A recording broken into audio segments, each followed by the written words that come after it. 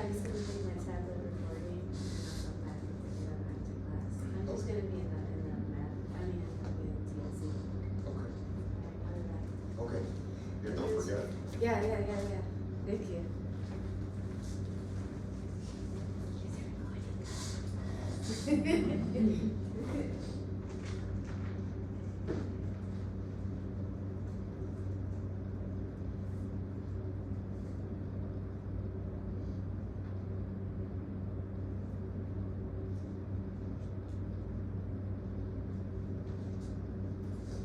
I guess I can't swear.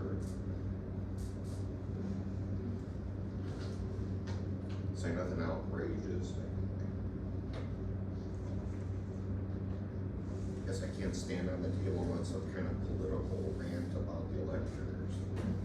Go viral and wasn't planning to do it anyway. Anyway, a reminder. Get the discussion board done. I can't remember when the day it closes out if you haven't done it already. Pardon me? 23rd? Okay. I got 3 of you guys doing 3 different discussion boards, so I get the classes sometimes overlap, depending upon what day of the week or whatever. So anyway, I just want to make sure you guys get that done, because if you don't do it, it'll knock your grade down a notch. Okay? Because let's pretend you got 110% on every test, and you did the extra credit. That gives you a total of 445 points. If I divide that by 5, 4 tests in the discussion board, that's like 80 something. That's a B. Okay, you need 450 to get an A. And so that's what I'm saying is don't blow it off. Unless you don't, if you're happy with a B or a C or whatever, that's fine. But like I said, it's not that hard. It's easy peasy, lemon squeezy kind of stuff. Just go through, do it, and get the points for it. Because like I said, I don't want to see you work hard or whatever. Don't want to see people get messed up on just not doing it. So it's not a suggestion. It's not extra credit. It's 20% of your grade. Like I said, I've had to do it due to requirements for our certain essential learning outcomes, they call them. Something that the state of Ohio wants us to do. So again, it's not some kind of busy work that I came up with. I mean, I came up with the busy work part, but got an email from the higher up saying you need to make sure the class covers this topic. So I try to make it as unboring as possible. So anyway, yeah, reminder next week, you do have exam 3. Come to class to take it. If something comes up, let me know. We're gonna have some kind of massive winter storm or something like that. We'll figure it out from there. So you got the 23rd. You're off on the 30th because college is closed for the Thanksgiving observance for that holiday weekend. Then you got that first Saturday in December and the second Saturday, and we're done. Okay, and that's it. So you got 3 after this, and we're done for the semester. And that last one, I'm just gonna have you guys come in. We'll review, take the test, and I think that's it. So I mean, keep that in mind. The semester's almost over, and then let's see by that Tuesday, I got to get your grades in. So like I said, there's not a lot of wriggle room from the last day to getting those grades in, and I don't want to give anybody an incomplete. Then I got to go back in and change it. And the deans and all those people who approve it aren't going to be until January. And it's like, well, I'd rather make sure we're all here. So. Last week we were mainly in chapter 11, and we wrapped up the talking about psychoanalysis, and we said that we're talking about the development of the psyche or personality, and we said that the 2 underlying processes involved with the development psyche of personality was the whole idea of physical development especially the nervous system. And we talked about the whole idea of socialization, you know, learning from interacting with people, what are appropriate norms, what are appropriate behaviors, okay, what are socially acceptable, because the ego, which is governed by the reality principle, has to figure it out to deal with the id's impulses. We then got into Freud's psychosexual stages, and we said in each of these stages there's going to be a different body part, okay? And this body part is going to require some sort of stimulation or pleasure, attention, and we call that body part an erogenous zone. And Freud said that if you provide too much or too little stimulation, some of the sexual energy, the libido, will get stuck on there, and it will show up in adult type behaviors. Okay? We call that fixation, when the libido gets stuck on that erogenous zone. So we went through the different psychosexual stages. We talked about the oral stage, birth to 18 months. We got into the anal stage, discussed that. Got into the phallic stage, and then the latency period. And then the final stage was the genital stage. And according to Freud, you will develop a healthy psychosocial personality and sense of sexuality when you can take your sexual urges and direct them toward an appropriate substitute for who? The opposite sex parent. Opposite sex parent, good. That's key. I mean, you go through all that stuff, all those Oedipal things and electric things and all this stuff, but the bottom line is, you know, if you could find an appropriate substitute for the opposite sex parent to direct your sexual urges at, you're good to go. According to Freud, you have a healthy personality and a sense of sexuality. Now, like I said, a lot of his understudies, apprentices and stuff that studied under him, kind of abandoned that idea. And they took things in a different direction. Be it Carl Jung, Erik Erikson, even his own daughter, Anna Freud, they took things in a different direction. I said that the main contributions of Freud to psychology was this idea of using, stages. He was one of the first stage theorists to talk about personality or any type of psychological phenomenon or concept developing in stages. And he talked about the importance of how events in childhood can shape our adult behavior, and how things that happen in the unconscious, influence, our behaviors and thinking that everybody else, that we interact with, also observes. So those were important contributions.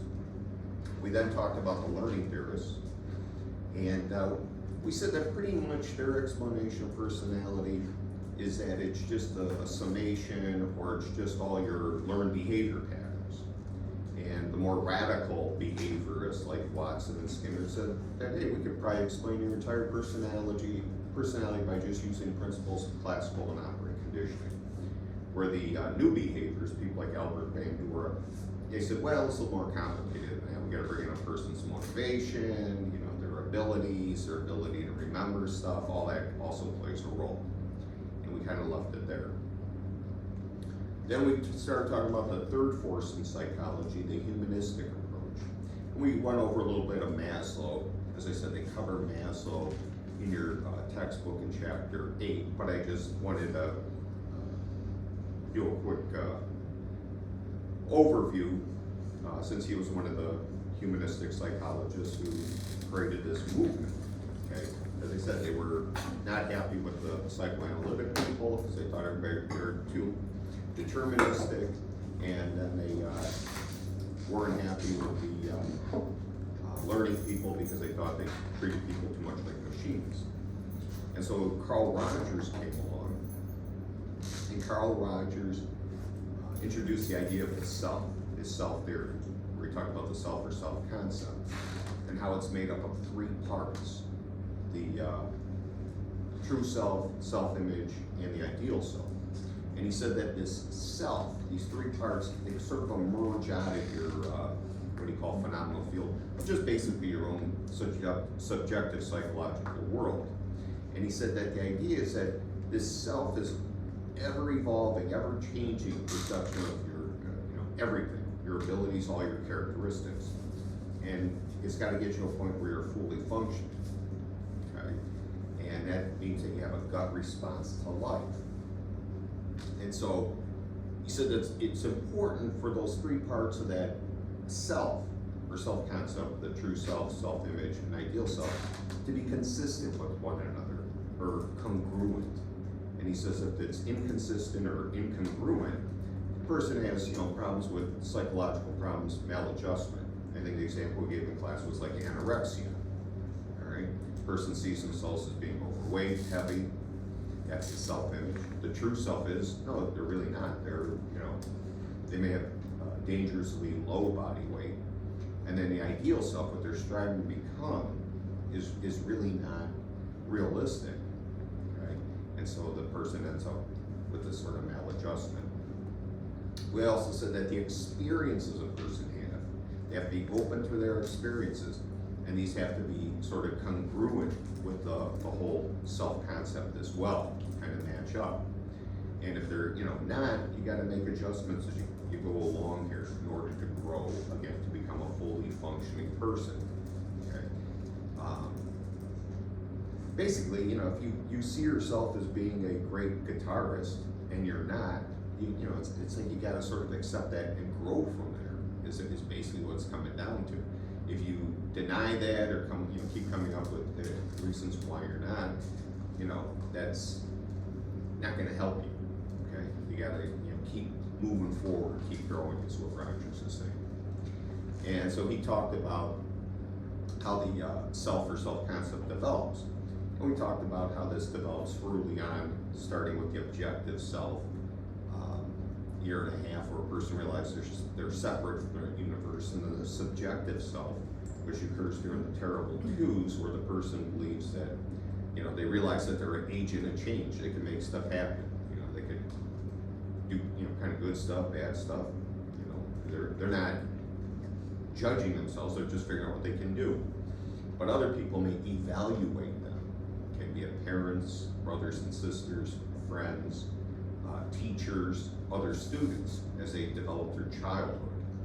And so they're, as you grow up, you're gonna get, different types of evaluations. And he says that all these evaluations can lead to developing internal standards that people use to judge all their behaviors. And he calls them conditions of worth, where a person feels that they have to live up to these other people's standards in order to feel like a worthwhile, lovable person.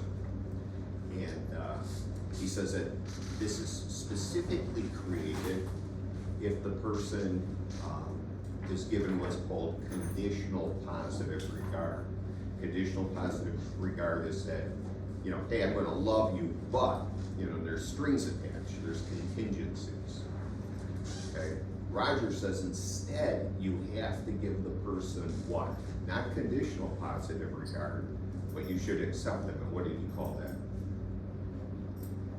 Unconditional positive. Unconditional positive regard. You kind of accept the person for who they are, okay? And again, this allows the person to develop organismic valuing, okay? Where they learn to start trusting themselves to make their decisions, right or wrong. And then this is, further gonna lead to the person become fully functioning, developing that gut response to life, okay? That was Rogers' take on all of this, and I think that's where we left off. So, any questions about that? No, but I have a question. Can I turn off the lights in front of the room with my head? So like all the lights are on, it's really bright. I guess I can't tell, so, Okay. yeah. Which ones you need to turn off? The ones underneath you, like in the front of the classroom. Yeah, but I mean, that's fine, are the windows open, or? Ain't no windows in here. There's no windows in here? Okay. Yeah, go ahead, whatever, Oh, no. There you go. is that better for everybody? Or is it too dark, or? That's right. I guess, the other lights on then? Yeah. Okay. Alright. Hope it doesn't ruin my videotape, debut here. But, alright, so besides shutting off the lights in the front of the room, any other questions or anything else before we go forward? What's the first chapter of what we supposed to study? Like for the exam next week? The one we're finishing now, 11, 12, then we're gonna do 14, 15, I'm gonna review at the end of the class tonight. Okay.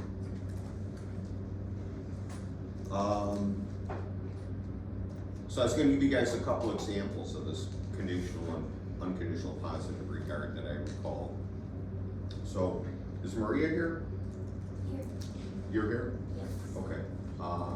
Inez Here. and Lisa, Here. Angelina, Here. and Nicole, you're here, right? Yes. Isaiah? Here. Oksana? Here. Kat? Here. Fatima? Here. Roxana left. Kevin? Here. Ariane? Here. You're the person with the lights, okay. Yeah. Monica? She's back. Kevin? Here. And Julianne? Did I skip anybody?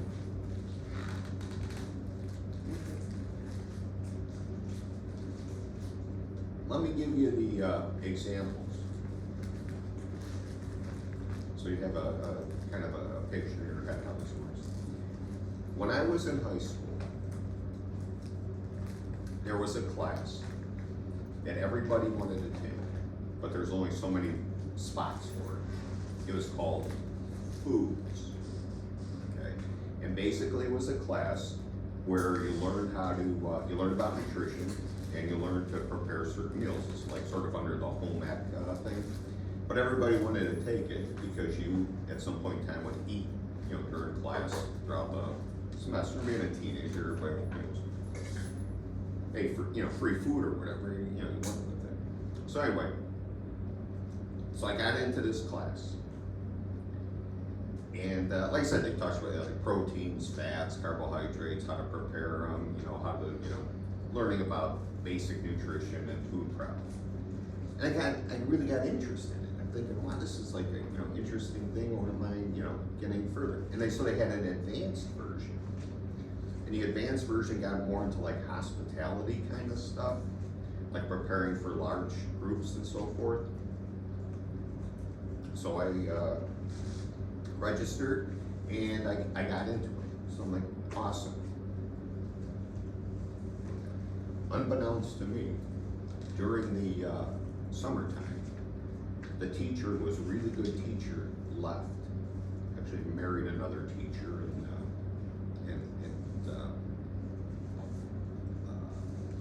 she left her position. So they brought in this other person to teach the class. And this person was terrible. Imagine me grabbing one of you guys and handing you, let's say, an engineering book and say, here, teach this. All right, that's how bad she was.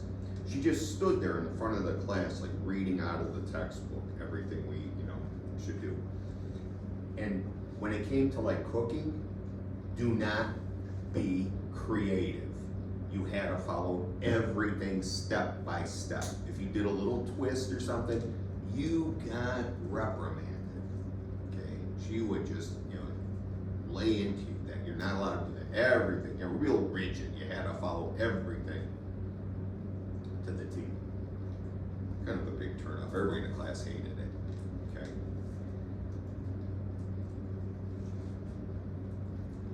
But when we were in study hall and we were taking our classes, you know, we were in there taking trig or physics or chemistry and, you know, stuff like that, she would be able to help us. She was really good at tutoring us in all these math and sciences. And somebody asked her one time, it's like, you know, how come you became a home ec teacher instead of, science or math teacher? And she got really defensive. Why aren't you? You don't think I'm a good home ec teacher? No, not really. I mean, yeah, you're great, kind of thing. But she sucked as home ec, but she's really good at these sciences and math. What I found out later on is that she came from a family, that very traditional family. They moved here. I can't remember if it's from a Middle Eastern country or Western Europe, like Greece or Lebanon or something like that. I can't remember. The family had a business.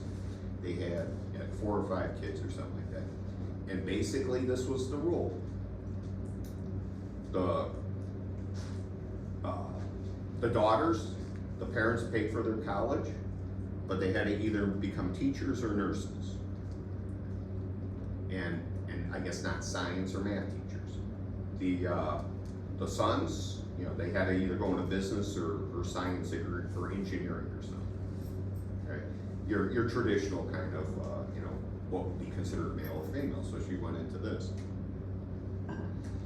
and so that's a case of like conditional positive regard, where you will only get supported, you'll only get our help if you do this. And it really wasn't a good fit for her. Yeah, I don't know what happened to her, but up to that point, it was more or less just kind of following along or whatever to get the support. Not just, I think, the financial support, but financial support from the family. Okay. Now, the other story is a guy that I met when I was working on my master's degree. I was doing his undergrad stuff, and he was like switching his major. I felt like every other week. He was going to, he's at some point he was going to become a clinical psychologist, then a pharmacist, then a doctor, then a lawyer. Okay, and I asked him one time, I says, what do you really want to do? He said, you're like bouncing all over the place here. And he says, my first love is music. I love music. But he said, my parents, they want me to become a professional, like a lawyer or a doctor or something like that. And they're paying for my college. And they said if I switch over to music, they're not gonna pay for it. Well, at some point in time, he said the heck with it. And he switched over to music. And I think he got loans and he did it himself. And he graduated. He went on to get a PhD in music and ended up becoming like a professor at a prestigious university, like a Georgetown or, I can't remember, it was like a University of Maryland. I can't remember which one he got his PhD at, which one he ended up being a professor. But that's a case where even though the parents are saying, hey, we're not gonna pay for this, he must have gotten enough support along the way, okay, the unconditional positive regard, that he trusted himself and he made his own decision and it worked out. Okay, so those are like the differences, that where you have the more conditional and you end up, choosing a career that everybody else wants you to do versus somebody who decides to pick their own career, and that's a good fit for them, and they had that gut response, hey, this is the way to go, and it worked out. So I figured I'd share those 2 examples with you. Okay.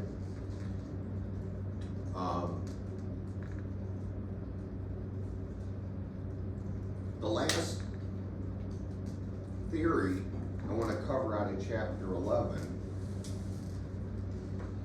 was the trait theorists. The trait theorists. And what they study is they believe that personality is made up of traits. All right, and so a trait, it's like a lasting quality. Okay, it's a lasting quality. It predisposes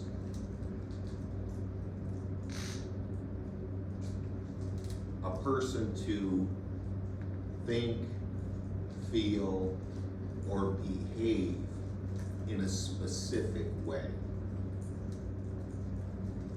Okay? A trait is a lasting quality, and it predisposes a person to act, think, feel, behave in a specific way.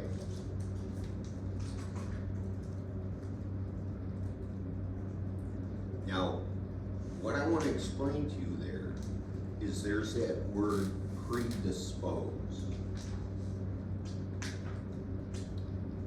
That word there is coming as close to saying that the person inherited this, or this is part of their heredity or genetics, or they're born with this specific way without actually saying it. Okay, what they're saying is that it's really deeply ingrained. There's a good chance they were born with these, but they really can't say that for sure. Okay, they're just saying that these are deeply ingrained qualities and they're lasting. They really don't change. And so they believe that your personality are made up of all these different traits. Okay, so think of it this way. Imagine that you guys are each buildings made out of bricks, and each of those bricks is one of your traits. Okay, and so they believe that everybody has like a different set of these traits that make up their personality. All right, so their big thing is individual differences. Individual differences. So what these trait theorists do, right, or what their goal is, okay, is to identify, describe, measure,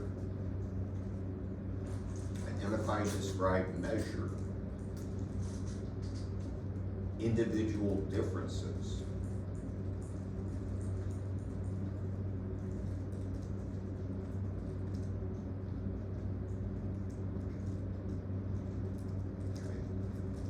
By using this sort of trait approach.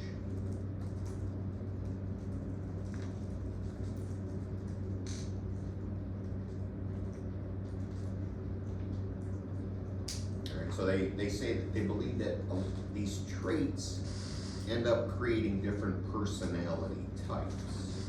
Different personality. Have you guys ever heard of like the type A personality? Okay. Yeah, type A personality is somebody who's like, they have this constant sense of urgency, they're running against the clock, they seem to always be almost like hyper or angry. They believe a lot of times they can't, people cannot do the job as well as they can.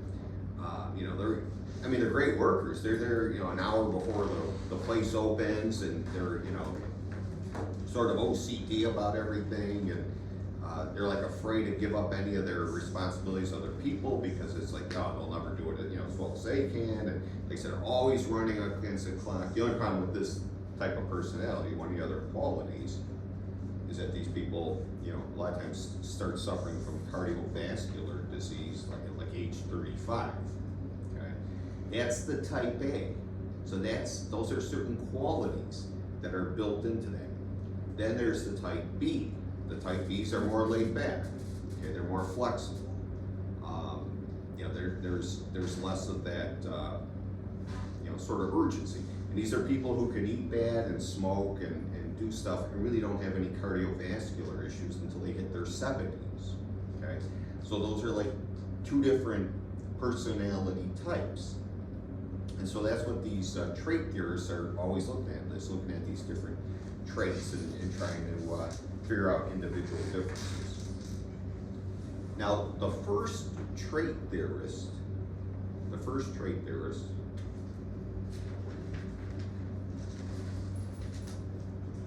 that I want to discuss, he's not discussed on in your book, so you'll see that a lot of his stuff it shows up in that discussion board thing I'm having you do. was a guy named Gordon Allport. Gordon Allport, A-L-L-P-O-R-T.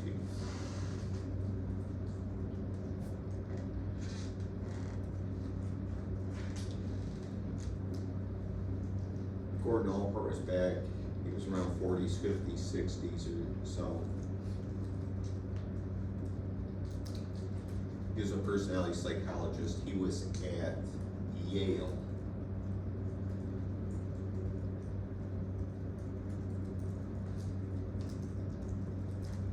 And he was good friends with a guy, I don't know if you guys ever heard of him. His name is Timothy Leary. Timothy Leary was a social psychologist at Harvard. And he was kind of like one of the main people in like the hippie movement back in the 60s and stuff. He encouraged his students to drop LSD so they could have like expand their consciousness kind of stuff. And he died of liver cancer, and he broadcast his death over the internet. This was going back probably, I think he died in the early 90s or mid 90s. I mean, you did have like Google and stuff like that. The internet was, I don't even know what search engines you had back then, maybe Lycos or something like that. There wasn't like a lot of stuff like back in the day when they first started the, when you could access the internet in the early 90s, I remember.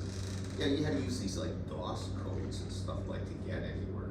Yeah, like I said, there was no Google, there was, I think there was Yahoo came maybe around that time or something like that. But anyway, so he broadcast his death over the internet.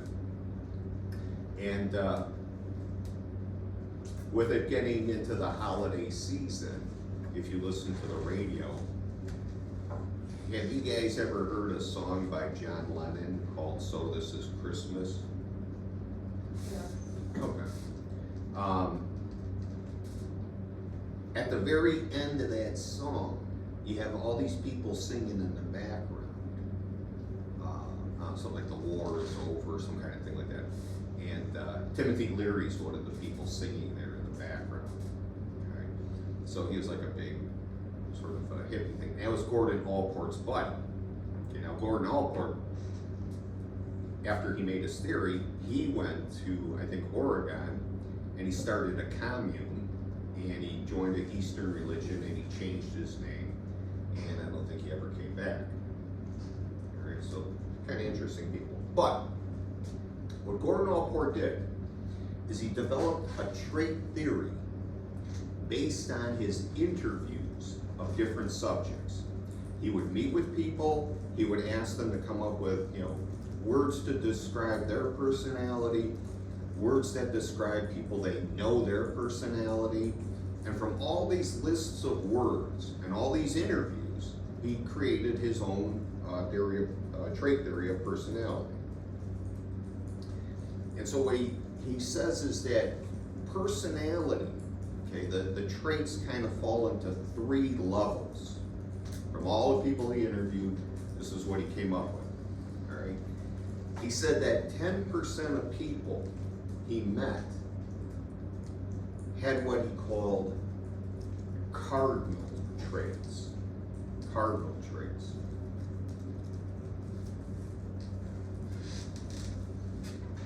Meaning that they had like one major trait that made up their whole personality, and all their activities revolved around this one trait.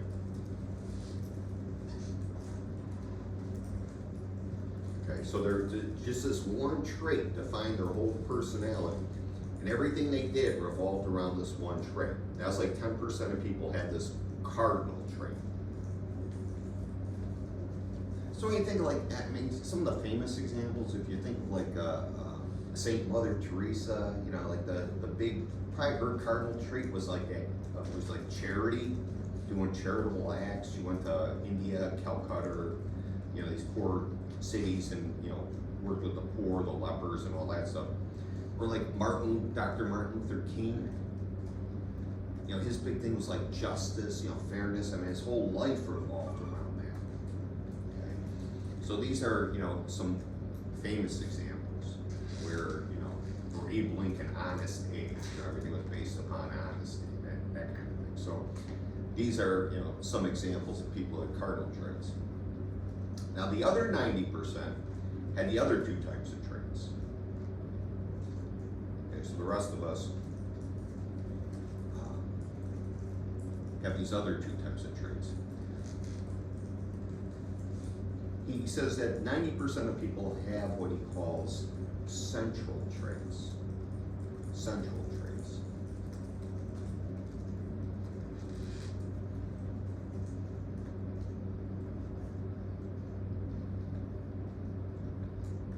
These are stable traits.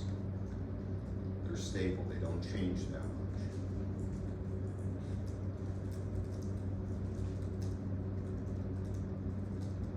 He considers them the building blocks of personality. Central traits, you have on average about 7 of them. They're stable, and they're the building blocks of personality.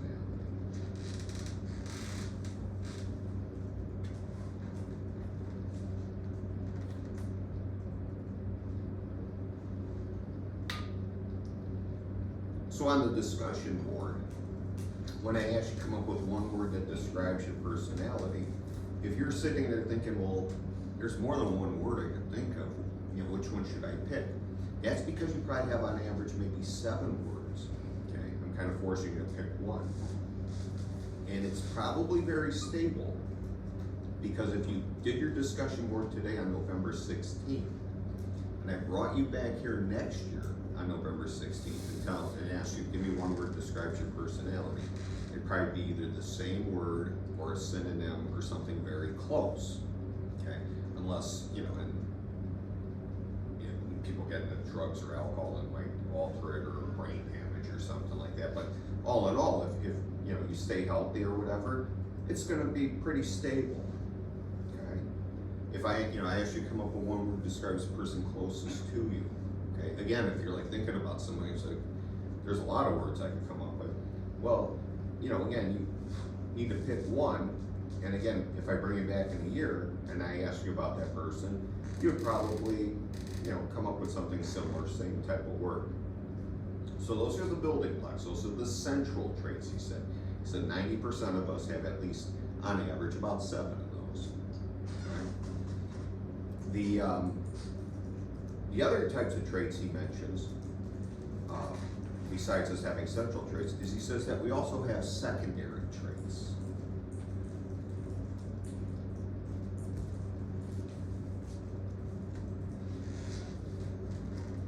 These are our preferences, our likes and dislikes.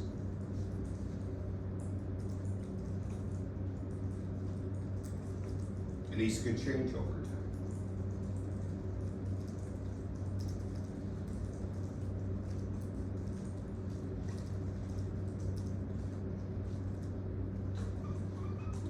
So on the discussion board, I asked you, you know, questions. I forgot, like, what's your favorite article of clothing, or what's your favorite food? I could bring back in a year, it might be the same stuff, or it might be something, you might try a different food. Okay. Or it might be, you know, a new article of clothing. You know, something else. You had this comfy pair of jeans that you loved, or hoodie. And then in the meantime, you got something else. So those can change. Those are the secondary traits. Okay. I think I picked on my thing is my favorite food was like donuts or something like that. That was mine. I love donuts. The only problem is I think I've developed an allergy to donuts. For some reason, you know how you get allergic response and you get that sort of swelling and stuff like that? When I eat donuts, it's like my midsection starts to swell up and my pants fit tighter. And then sometimes if I eat donuts too often, I have to start wearing a bigger pair of pants. But I notice if I stop eating donuts and exercise and go into a calorie deficit, that swelling starts to go away. Okay? I'm not getting fat. I'm having an allergic reaction. That's my definition of what's going on. But I mean, that, you know, things could change. different foods forever. One thing I've tried, and it may, and I'm disclosing it to you guys for the first time, it may surpass donuts as my favorite food, is I had from McDonald's that Big Mac chicken sandwich, where instead of the patties, they put chicken on there, chicken patties. And please don't say anything to my wife, but I think I'm falling in love with that sandwich. Please, mom's the word, all right? But I had that, I actually had it twice, and I'm like, I really like this. And so, I mean, like I said, things could change over time. It may surpass, maybe next year on my discussion board, I'll have to put the Big Mac chicken sandwich or something as my favorite food. Again, can't eat a lot of them, probably about 1,000 calories in that one sandwich or something. So, you know, once in a while for a treat, you know, but as you can see, things can change over time.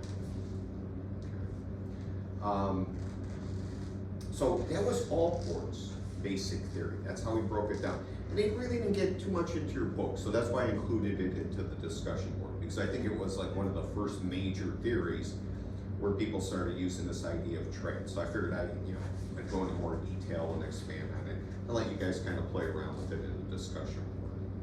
Okay. The second person who came along, trait theorist, who they do get into in a little more detail in your book, was a psychologist named Raymond Cattell. C-A-T-T-E-L-L, Raymond Cattell.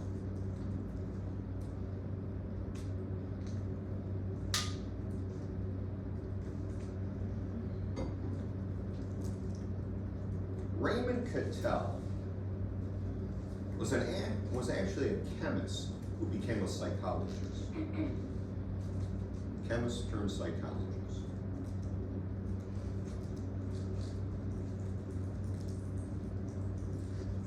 And so what he did, coming from that chemistry background, I think he was a physical chemist, coming from that chemistry background, what he did is he used more of a, what you would call a quantitative approach, okay?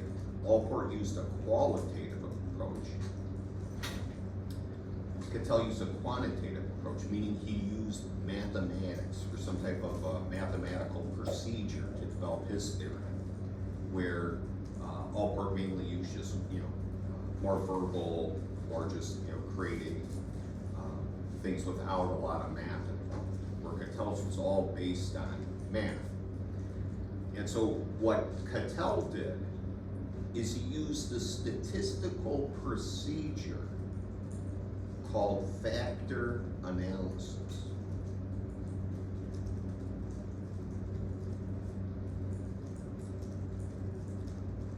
And what he did was this. He took as many words as he can use to describe traits. So he took like a giant lists of words that people use to describe personality traits. Okay? He called these surface traits. So he took, all the different words. I don't know if he used some of Allport's research or whatever, but he came up with, if you think about it, in our language, there's hundreds of words that are used to describe personality. So he took all these words, like I said, he called them surface traits, and he did this factor analysis.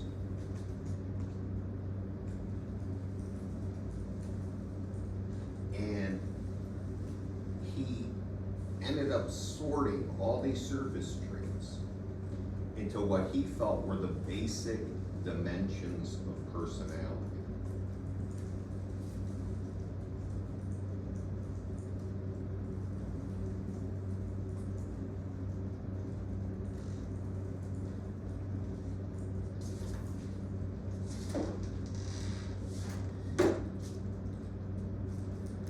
Where did the one student put the video thing at?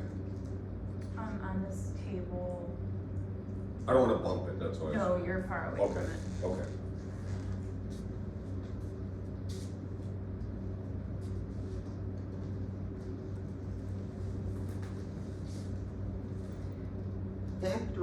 analysis is a type of correlation.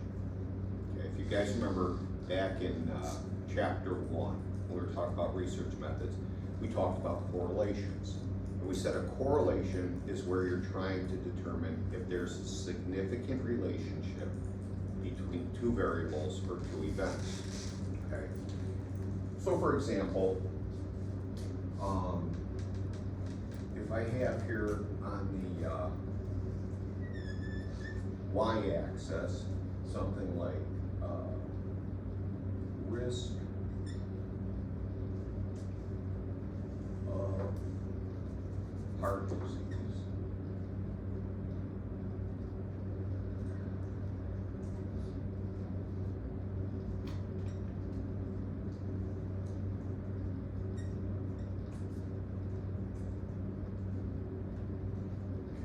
So then I have like, high risk, moderate, and then low.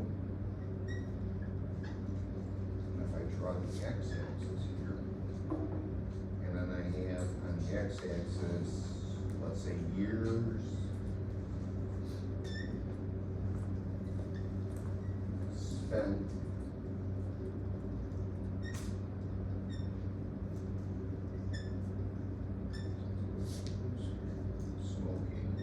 years spent smoking.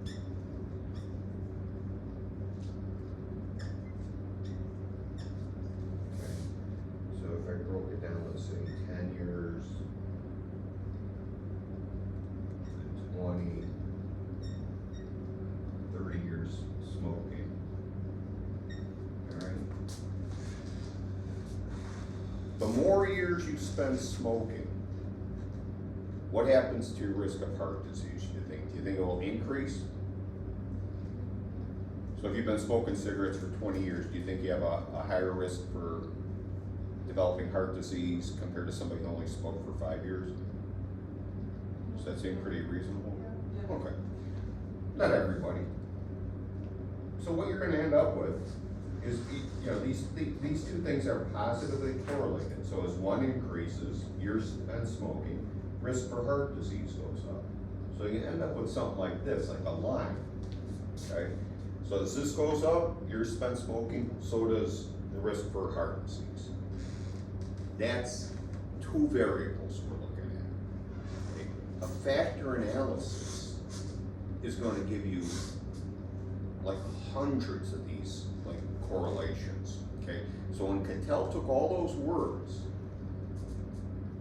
that people used to describe personality, and he did that factor analysis, that statistical procedure, okay? It's like a giant correlation, all right? He didn't end up with a line.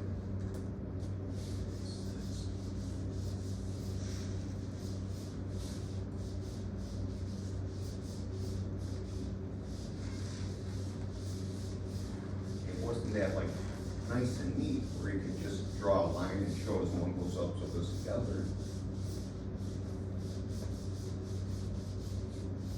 When you do a factor analysis, I'll just show you what it looks like. If you did it on a graph, you're gonna end up with like a bunch of dots all over the place. Okay, and the dots are telling you where things are related. And so it looks like a giant beehive, or a swarm of bees. And so you'll have like a bunch of dots here that cluster together. That tells you they're related. You might have an outlier here, one there. Then you'll have like another cluster over here. Circle that one. And then maybe another cluster over here. And there was 16 of those like clusters. And he said those were the basic dimensions of personality, okay? So like for one of them, it was like being introverted. So if a person's introverted, okay, the words that probably correlated with that were maybe like being shy, quiet, different, types of words that were similar to that. They all kind of grouped together. Maybe somebody's assertive, okay? That might be considered also, more talkative. Outgoing, you know, those types of words all kind of clustered into one group, so he called it, you know, extroverted, let's say, or whatever. So you had introverted, extroverted. So we end up with like 16 of these. And I think your book mentions this. Somebody took those 16 and did another factor analysis, and they came up with the Big Five. So if you read about the Big Five, it started with these 16 that he came up with, and then they took another round of factor analysis and they made it into 5, okay? When I took statistics, you know, probably over 40 years ago, whenever I had it, we had to do a factor analysis. That was one of the problems we had to do. We had to frickin' do it by hand. Let me tell you something, that's a pain in the butt.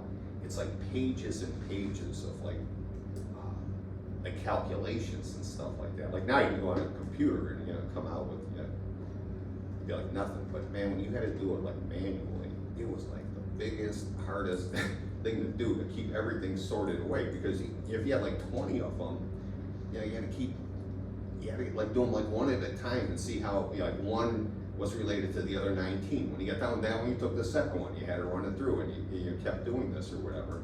And so it was like, you know, major bookkeeping and stuff like that. So, good thing for the old computer. Or the PC, because even when I was in graduate school, we had the mainframe computers, and they would give you this giant printout that looked like newspaper with they were like perforated on the edges or whatever. And you'd have to read all this garbage, all this code to finally figure out, you know, if your thing was, you know, related or whatever. So now they do this on they have SPSS and SAS and stuff and Unix that they do on the computer. And it's much easier. All right, now, the big thing with this Cattell business, doing this factor analysis and sorting all this stuff out, is from his research, he was one of the first people who developed a like a paper and pencil test of personality. I don't know if you guys have ever taken like a personality test in your life. Could have been even like a fun one on the internet or in a magazine or something like that. You know, probably. I mean,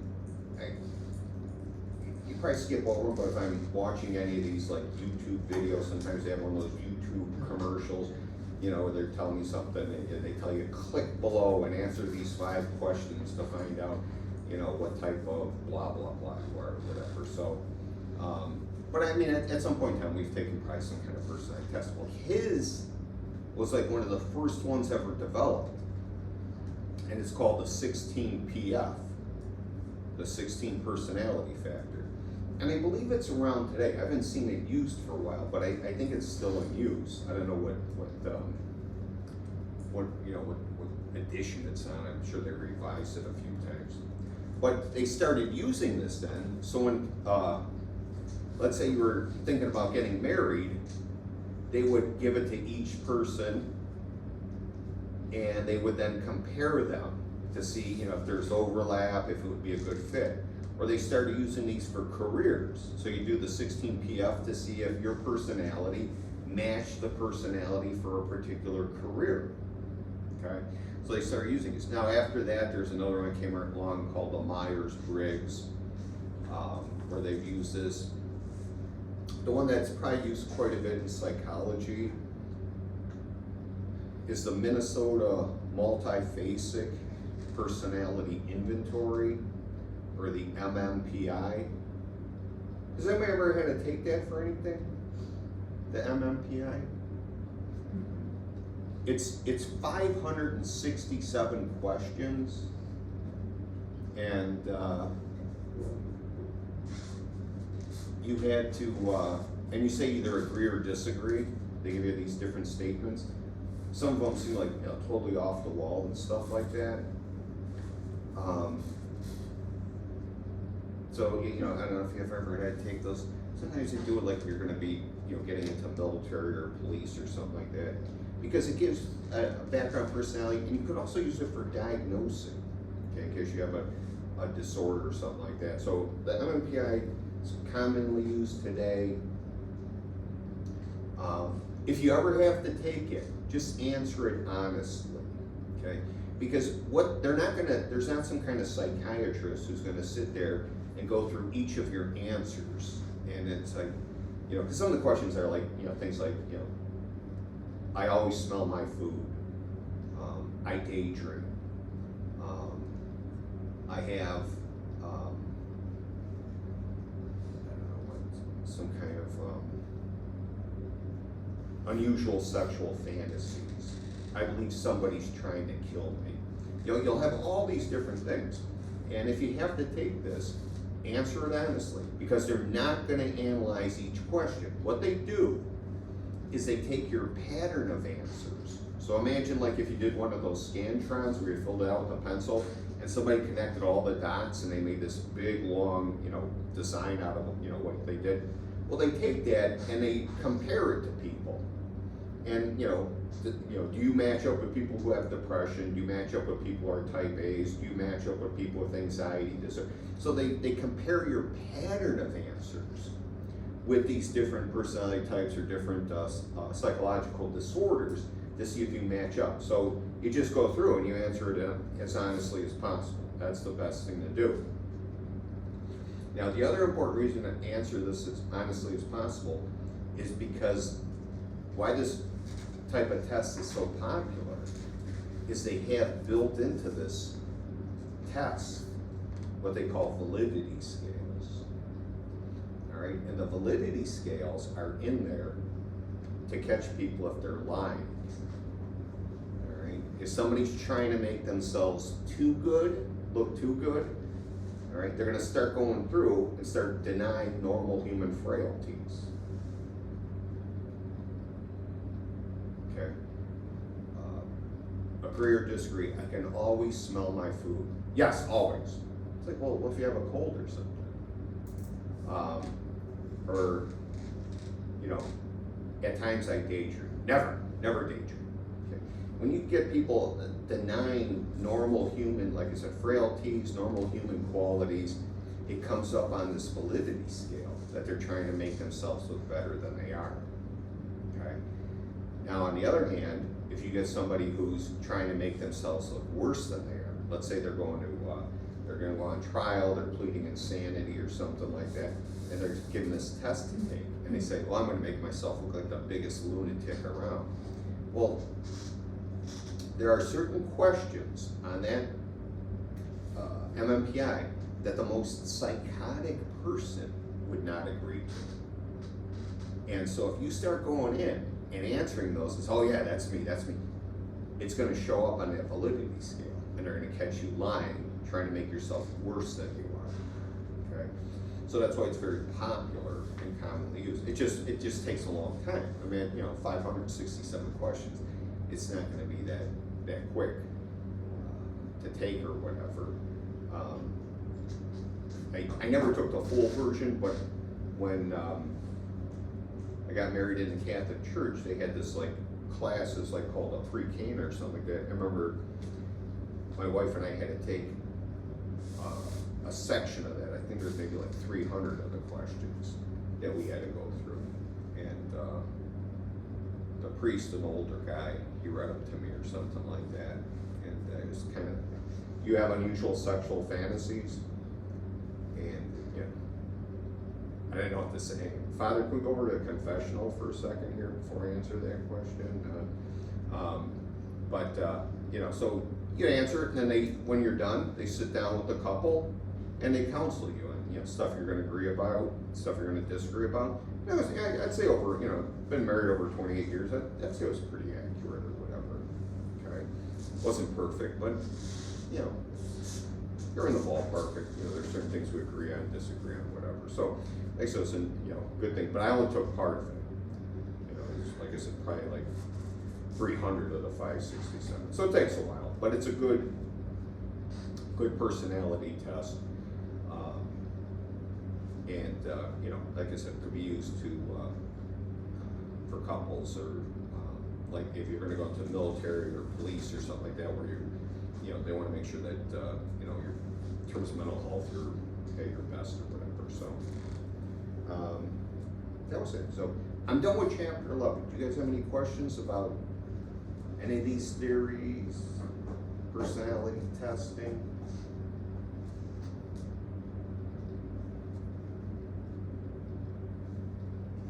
All right. I reviewed chapter 12 with you last week. I could go over that again at the end of class. I want to move on to chapter 14, the psychological disorders.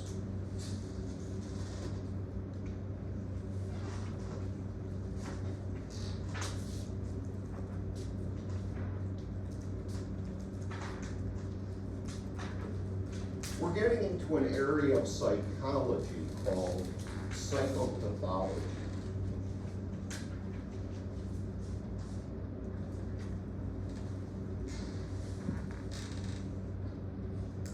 If you break down psychopathology, the basic breakdown, psycho means mind, and pathology means disease of. So psychopathology in its basic definition means disease of the mind. But the formal definition, the definition I want you guys to know, is that psychopathology is the study, or the scientific study, of the origin,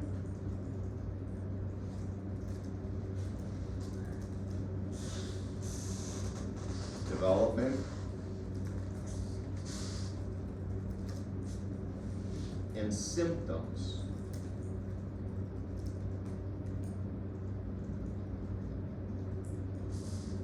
of psychological disorders. The development, or the origin, development, and symptoms of psychological disorders.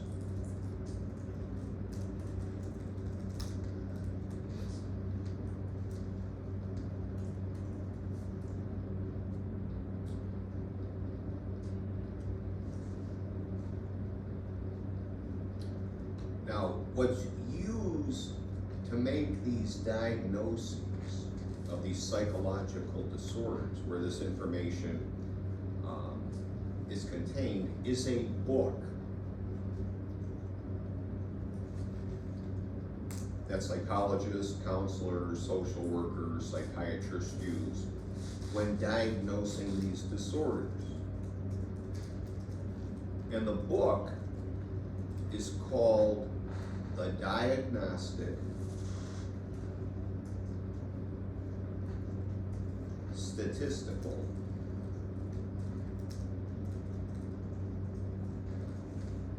Manual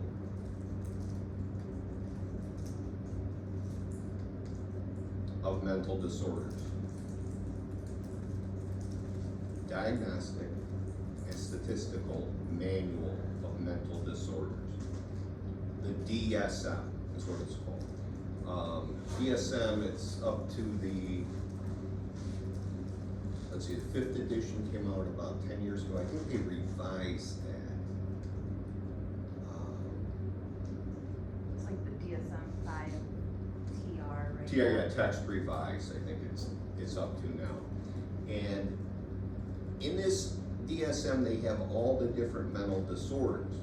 Now, it first came out in 1952. It probably had like 200 disorders in there. And now it's got over 400 disorders.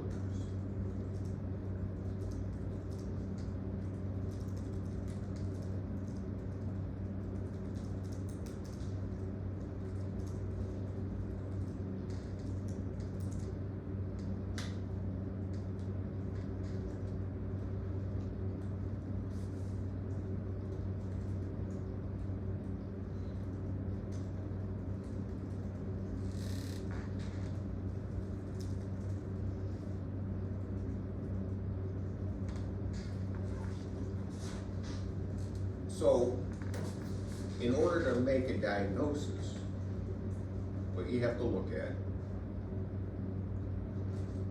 is how many symptoms are present,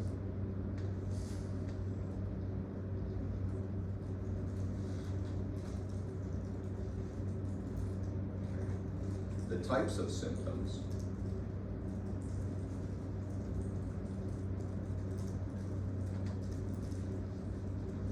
how long they've been present,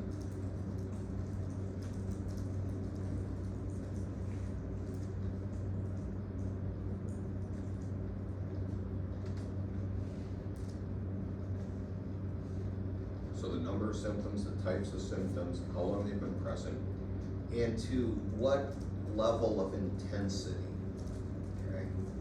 What level of intensity? In other words, are they disrupting the person's ability to function?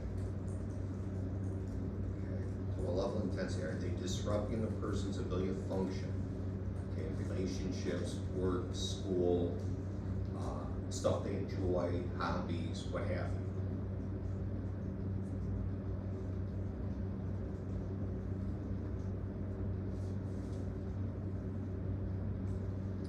So you guys are familiar with attention deficit hyperactivity disorder? You've heard of that one before? Yeah. All right. So then what they do when they're making this diagnosis is they look at the attention deficit stuff first. And if you look at the DSM, I believe there's for that one 16 symptoms. You have to have at least 8 of them. They have to be around for, I think it's like 6 to 12 months. And again, they have to be at a level that's gonna impact your ability to function. Okay, relationships, school, work, what have you. Okay, if you look at that list, these are all behaviors that we've experienced, okay? Started stuff we didn't finish, people, talk to you and they don't think you're listening to them and stuff like that. You go through the list, we've all experienced them at one point or another. But if they're present consistently for a long period of time, like I said, I believe it's 6 to 12 months, I can't remember the criteria for that, and it's disrupting a person's ability to function, then you say, well, they have attention deficit. All right, and the same thing applies for the hyperactivity. Okay, they have a list of 16 of these symptoms for hyperactivity, impulsivity. All right, again, you need 8 of them, and they got to be at a level that's disrupting a person's ability to function. Okay, and they have to be around, same thing, I think 6 months to a year.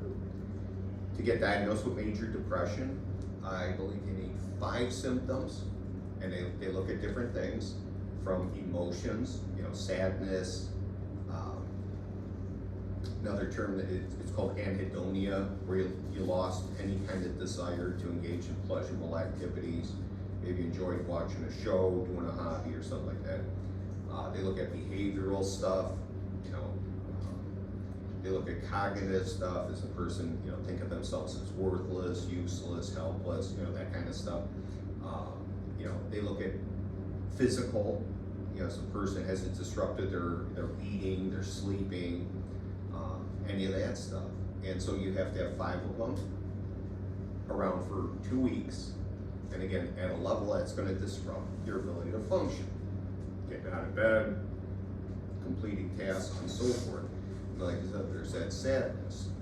So for each of the different diagnoses, different disorders, to get the diagnosis, you have to have certain symptoms, and they got to be around for a certain period of time. You need a certain number of them, and then they have to be at a level that's maybe going to prevent a person from doing what they want to do or what they need to do, and as I said, it's going to disrupt their relationships and everything else. So that's the DSM. Now, we were talking before about those personality tests and stuff.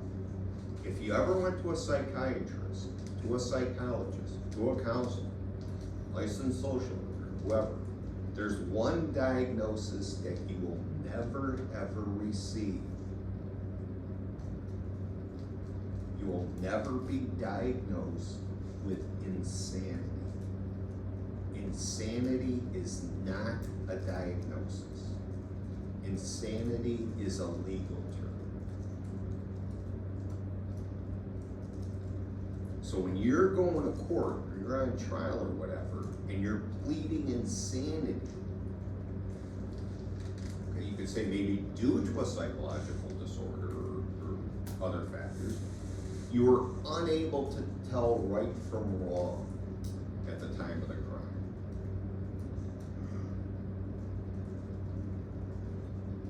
And you were not responsible for your actions. Okay, so a person pleads insanity, they're saying that, you know, at the time, whatever the crime was, they couldn't tell right from wrong.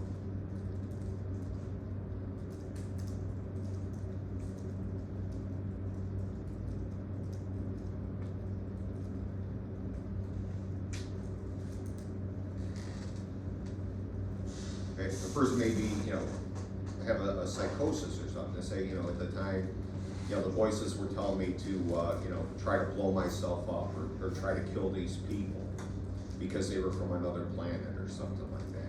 All right, so they're saying I wasn't responsible. It wasn't like, you know, something I consciously did. And, you know, not being able to tell right from wrong.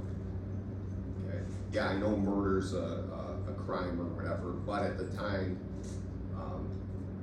you know, like I said, these voices were telling me otherwise, or I said, you know, such a bad relationship, I, you know, tried to kill the person because I felt like there's no way out, you know, kind of thing. So again, insanity is not a diagnosis, it's a legal term.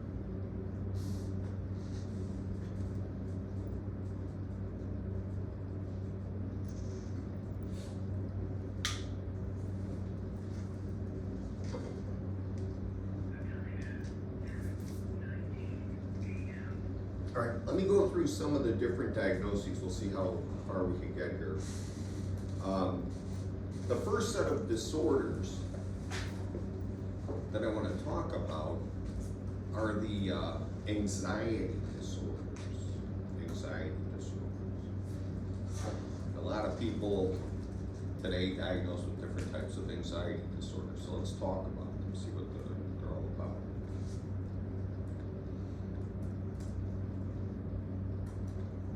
It's kind of not funny, but it's kind of interesting.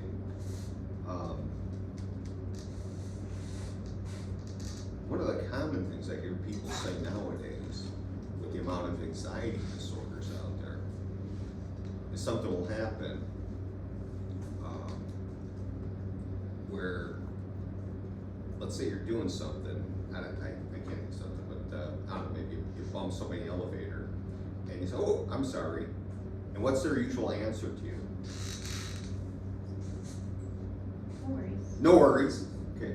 No worries. What the hell's all the anxiety about out here? I mean, there's people always say that, but you know, it's. I always wonder because it's like so many people are dealing with anxiety, so there are a lot of worries. Okay. So anxiety disorders are going to be, you know, people who are going to have a lot of worries, a lot of stress. If we talk about anxiety, what emotion do you kind of, what's very similar to anxiety, what emotion, common emotion? If you're anxious about something, they're usually what? Nervous? Nervous, or you're experiencing what basic emotion? Fear. Fear. Okay. So imagine this. You go on vacation, let's say to Florida, and you're swimming in the water, and you look up and you see people by the pier or the shore, and they're waving at you, and you kind of wave back, but you see that they're not waving friendly. They're waving and pointing. And you look in the direction that they're pointing, and you see a sign that says danger, shark-infested waters. Okay? I don't know about you guys, but I would be scared to death. So, you know, you would, you know, probably swim like crazy and get out of there.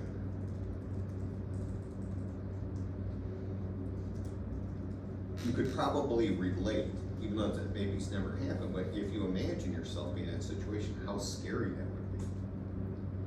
Well, people who have anxiety disorders experience that sort of level of fear or anxiety for situations or different things that happen where they're not going to be harmed. Or they can't even tell you. It's so ambiguous. They can't even tell you what's causing it, but they're feeling that level of anxiety or fear. And then again, it's usually stuff that's not going to hurt them or harm them. Or they can't tell you. You know, it's so ambiguous. They can't really point a finger at it. Okay? And this anxiety or fear is going to be at such a level. Like I said, it's going to prevent them from doing what they want to do or what they need to do. Now, let me preface this before I talk about the different anxiety disorders. There's one disorder that sometimes falls under anxiety disorders, and it's a little bit different from the ones I just, what I'm going to describe for you. Let's say we have a person, I'll just say a 48-year-old woman. All right, she is working full time. Her husband's lost his job. And she's also going to school full time. She wants to become a nurse or sonographer. And she has 3 children. The oldest child may be getting a little too involved in drugs. The middle child may be involved in a not healthy relationship. The youngest child is struggling in school, never doing their homework, never understanding, getting bad grades. Mom is working, going to school full time, and has a parent in a nursing home who's maybe in there for like later stages Parkinson's or Alzheimer's or something, and has siblings, and none of the other siblings are bothering to show up and try to help care for the parent. Now that person's got a lot going on. That's a pretty full plate.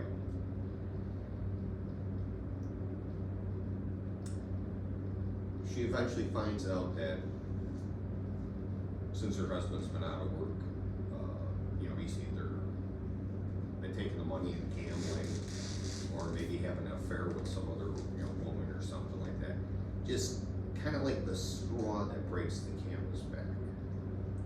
And this woman is besides herself, upset, feels like she's can't take it anymore,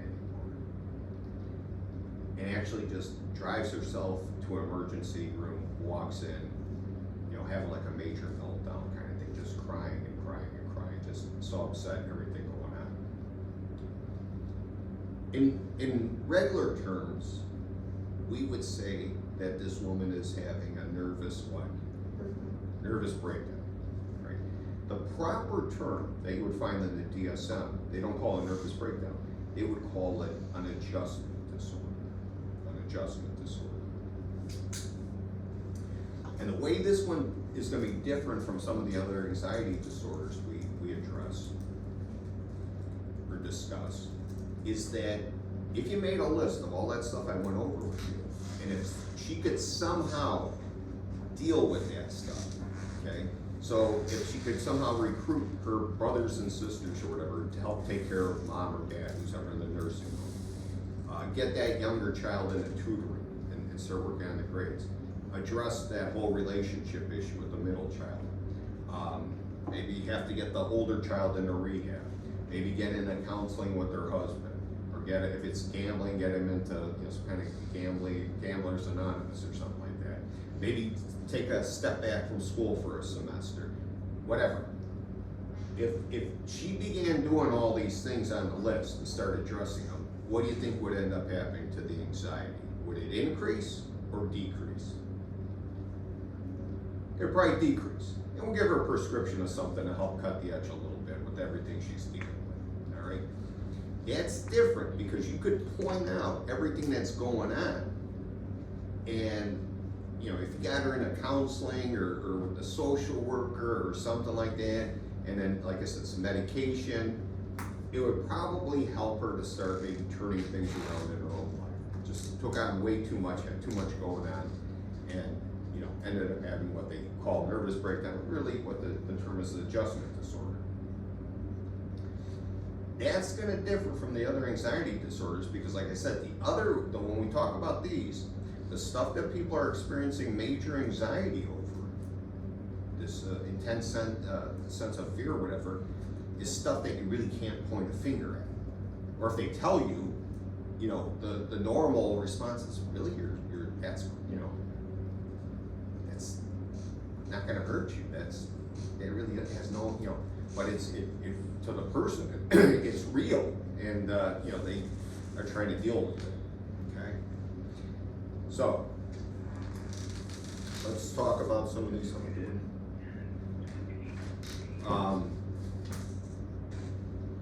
It's almost 25 after. Why don't we do this? Let's take a think break. It's like, and just try to be back maybe before 20 to 11.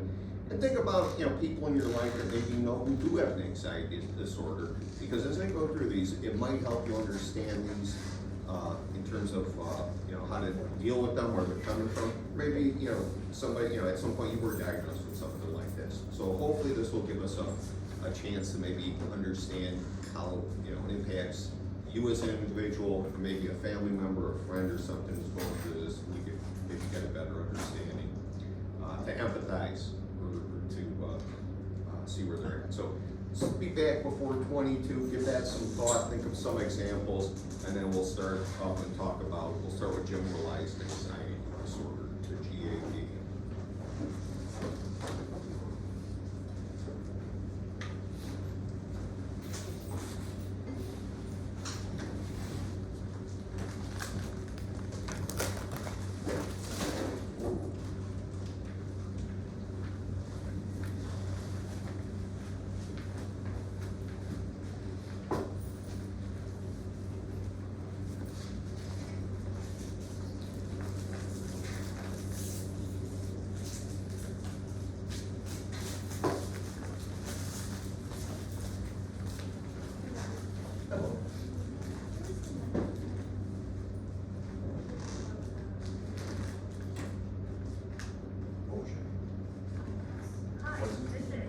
When did you send it?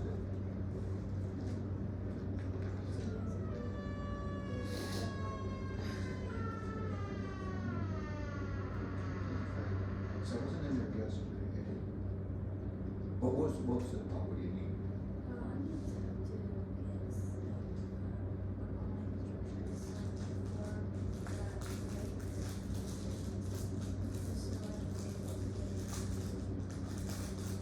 Oh, you had to get him like kicked out of it.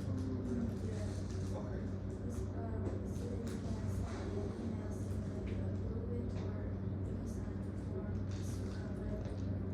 Doesn't matter to me, I'll do both. Do you have a form with you? Do you want me to sign it? Do you have a pen back there?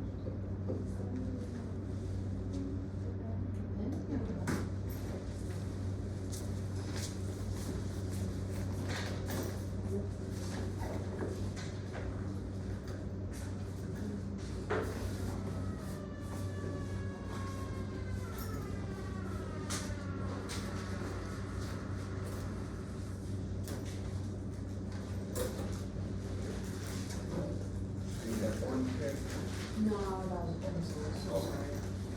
And we got an extra pen? Yes. Thank you.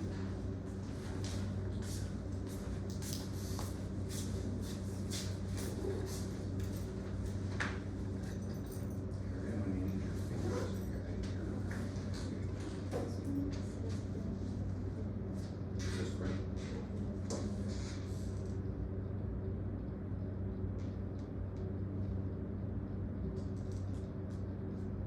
Okay. Right over here. What I'm gonna do also is I'll respond to your email also confirming. Where is that the date around there? Okay, where do I put the date, please? Okay.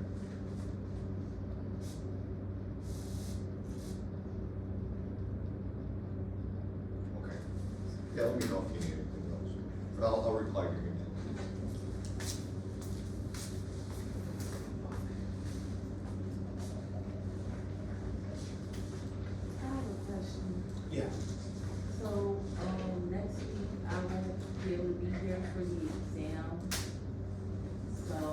wanted to see, I know you have a class on Wednesdays, don't you? Yeah.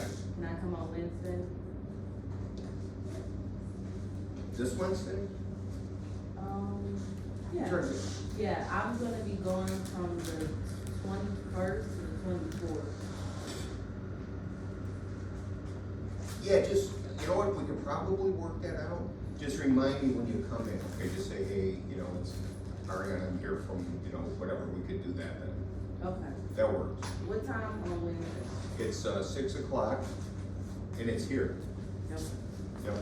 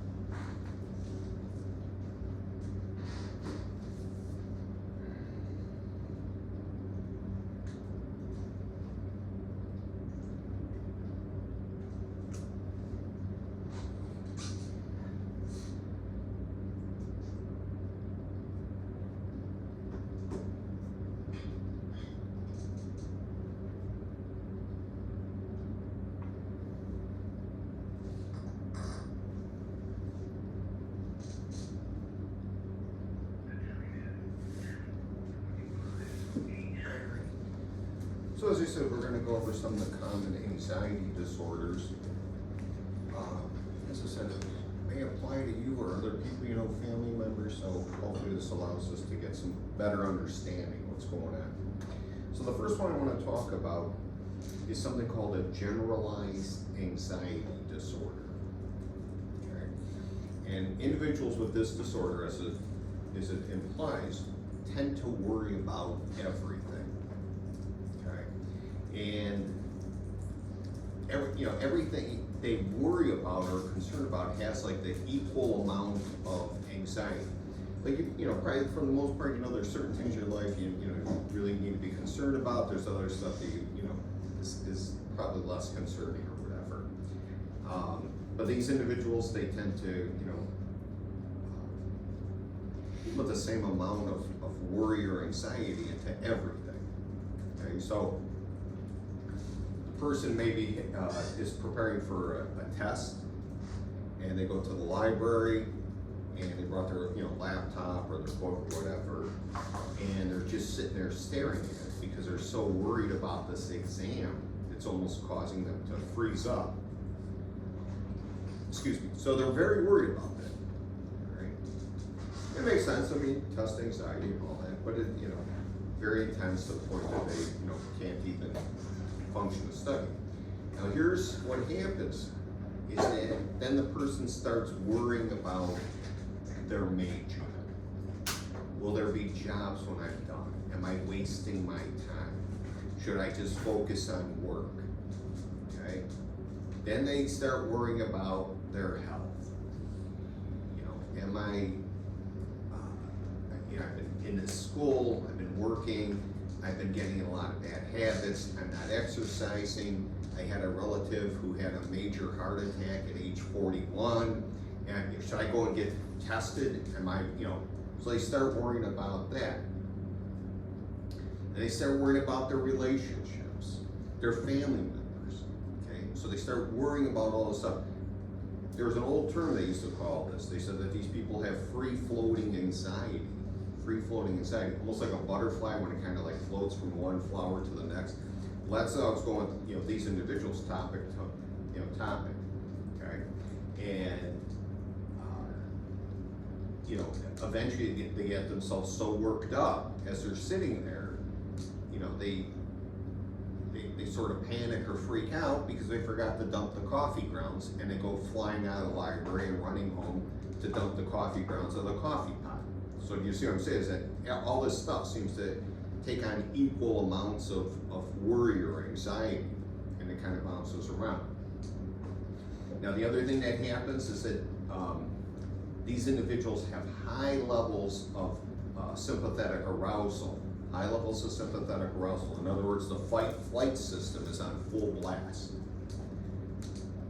So they're worrying about all this stuff.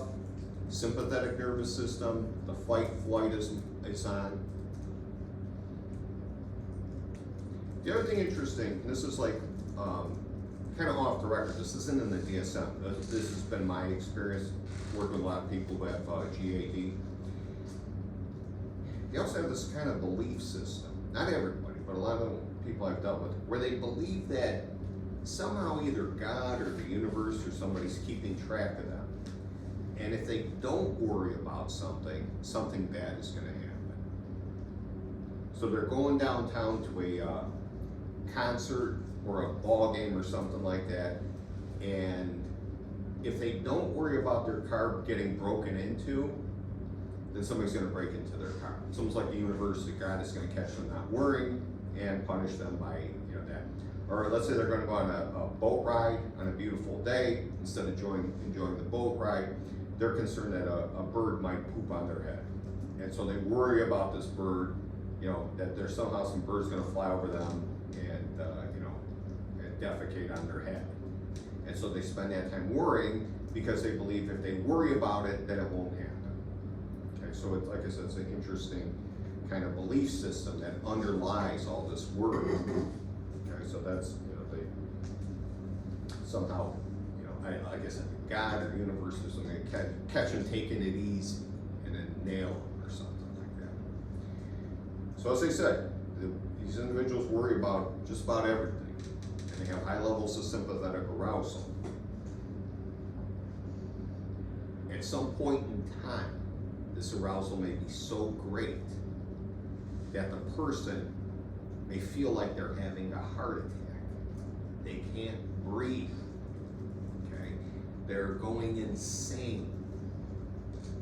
And they have this like feeling of dread and doom. They're not having a heart attack. Odds are, what are they having? A panic attack, okay? A lot of individuals who have generalizing anxiety disorder are also diagnosed with what's called panic disorder. And panic disorder is where a person is going to have frequent or unexpected panic attacks.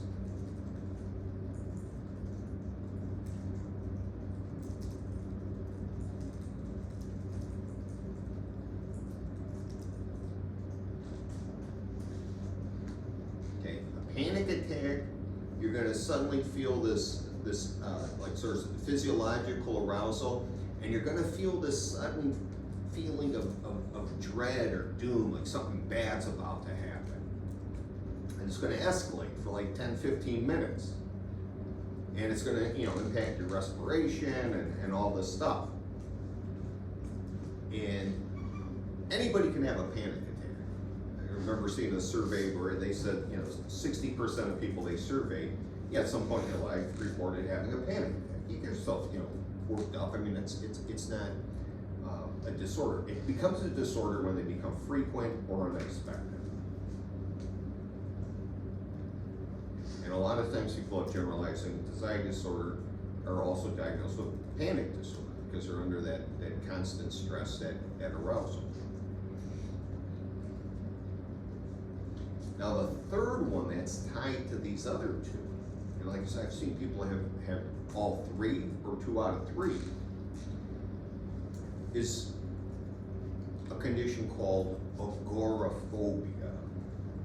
Agoraphobia.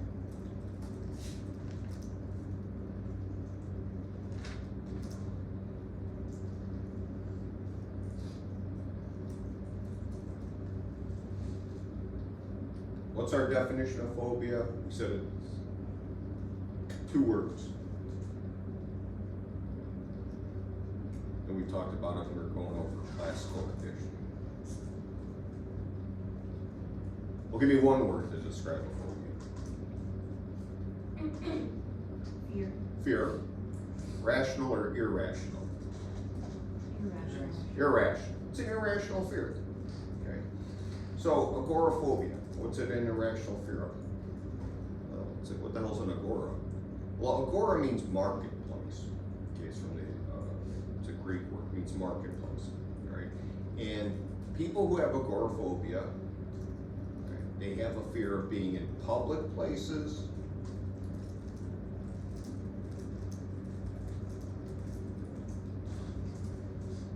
or isolated type places where they feel isolated.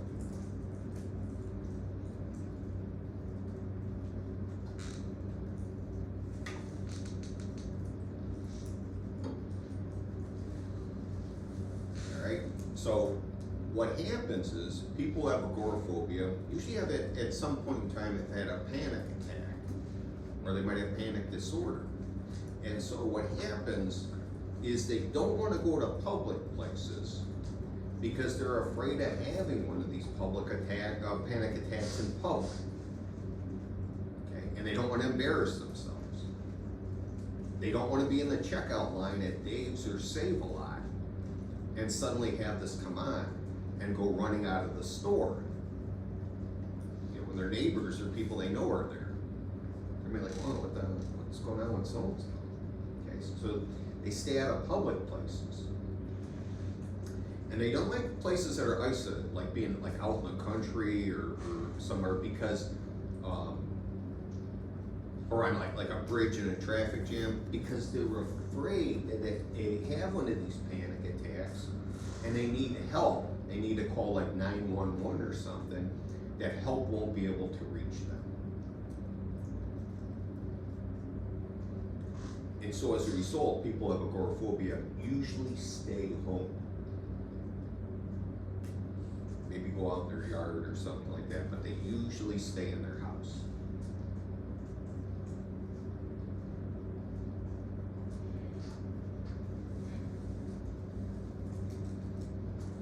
I remember working with this one lady that, this was in the like mid to late 90s. She was a teacher's aide. And she had a pretty good job. I mean, that was like 30 years ago. And she was making like, probably like 25 grand a year, which was good money at that time. I mean, it's like 12 bucks an hour now, or 12.50 an hour. And so she was, you know, working, that was 30 years ago. And she ended up having a panic attack on the freeway. And she was able to get her car off the freeway, got herself home. I think that day quit her job and didn't leave her house for years. I mean, I think she ended up like on SSDI or something like that, but it was like nothing. It was, you know, it was like 380 bucks a month or something like that. And it took a long time for her to getting help. And so, I mean, it was like gradual. We got her a part-time job a couple blocks from her house. So at least got her out of that situation or whatever. But agoraphobia usually goes hand in hand. Like I said, you could have people who have the generalized anxiety disorder, panic disorder, and agoraphobia, all three, or 2 out of 3. These seem to be kind of connected to one another, okay? In one form or another. And, you know, they're devastating. They alter people's lives at some point in time, especially if they don't know what's going on. You got to get some type of therapy or medications or something to help you out there. All right, so you have those 3. Now we also have, under the anxiety disorders, we have something called the simple or specific phobias. Specific phobias.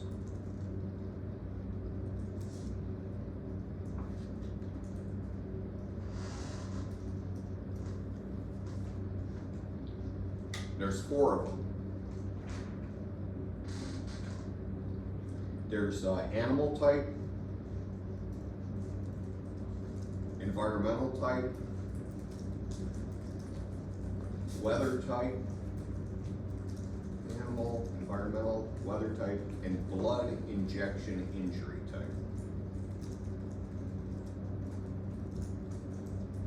Blood injection injury type. Okay, these are specific phobias. These are specific objects or situations, okay, that aren't going to necessarily harm the person, but cause great anxiety.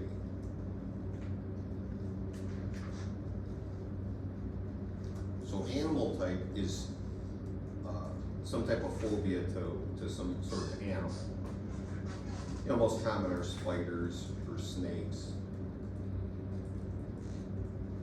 In the East, it's like scorpions.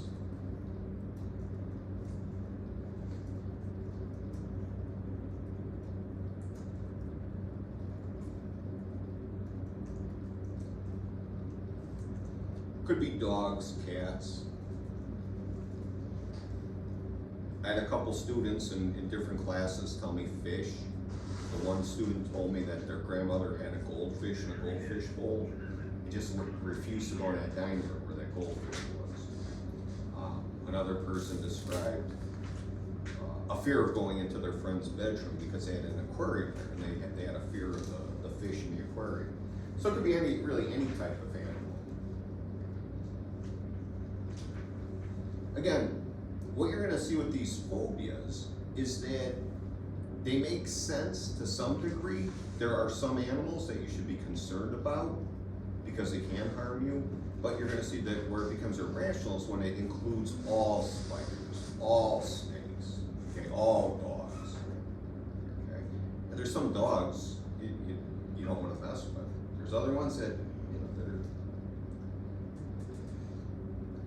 not gonna hurt you or whatever. the environmental type of specific phobias, these are the, where you have like a fear of heights, like certain environmental situations.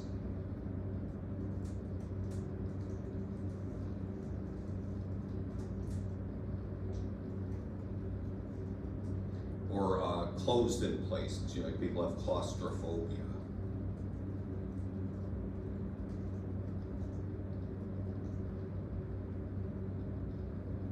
The weather types, you know, this could be anything from wind, rain, thunder, lightning.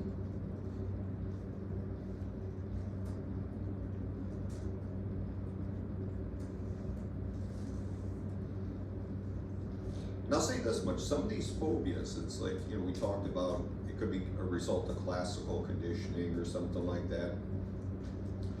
And some of these phobias are learned the term is vicariously. Vicariously means that you can learn these by watching someone else. So in other words, if you saw, let's say one of your parents was deathly afraid of spiders, and they were on a ladder, and they were painting or something, they saw a spider up there, and they screamed and jumped off and, you know, were upset. A child can learn that same phobia just from watching their parents.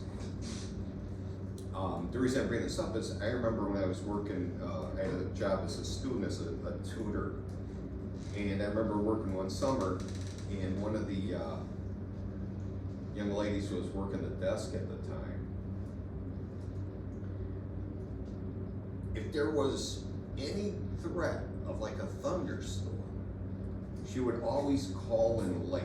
Because you know how it is in summertime, it gets humid or hot, and you get storm might brew up around 2 o'clock or something like that. And she would, you know, always be delayed in coming in. All right? And I found out that she had like a phobia to like thunderstorms. But then at a later time, she disclosed to me, she was telling me that her parents were divorced. And her parent, you know, her father, she said, was like this, big tough guy. He was like a womanizer, a gambler, had some assault charges, beat people up and all this other stuff. All right, big tough guy. But she said whenever there was a thunderstorm, he could have been with one of his mistresses in the middle of a fight, in the middle of some kind of card game or running numbers or whatever he was doing. He would immediately run home, jump in a bed and hide under the covers until the storm was over. So that's probably, she saw this, brute running and hiding from a storm, and that's where she probably picked it up herself and developed her own phobia. And also too, a lot of the phobias we develop, there's like the genetic piece to it, where it's sort of kind of built in that we could develop these fears to certain things. Like I was going over all those different things with you guys. Fear of spiders, snakes, heights, closed in places, thunderstorms.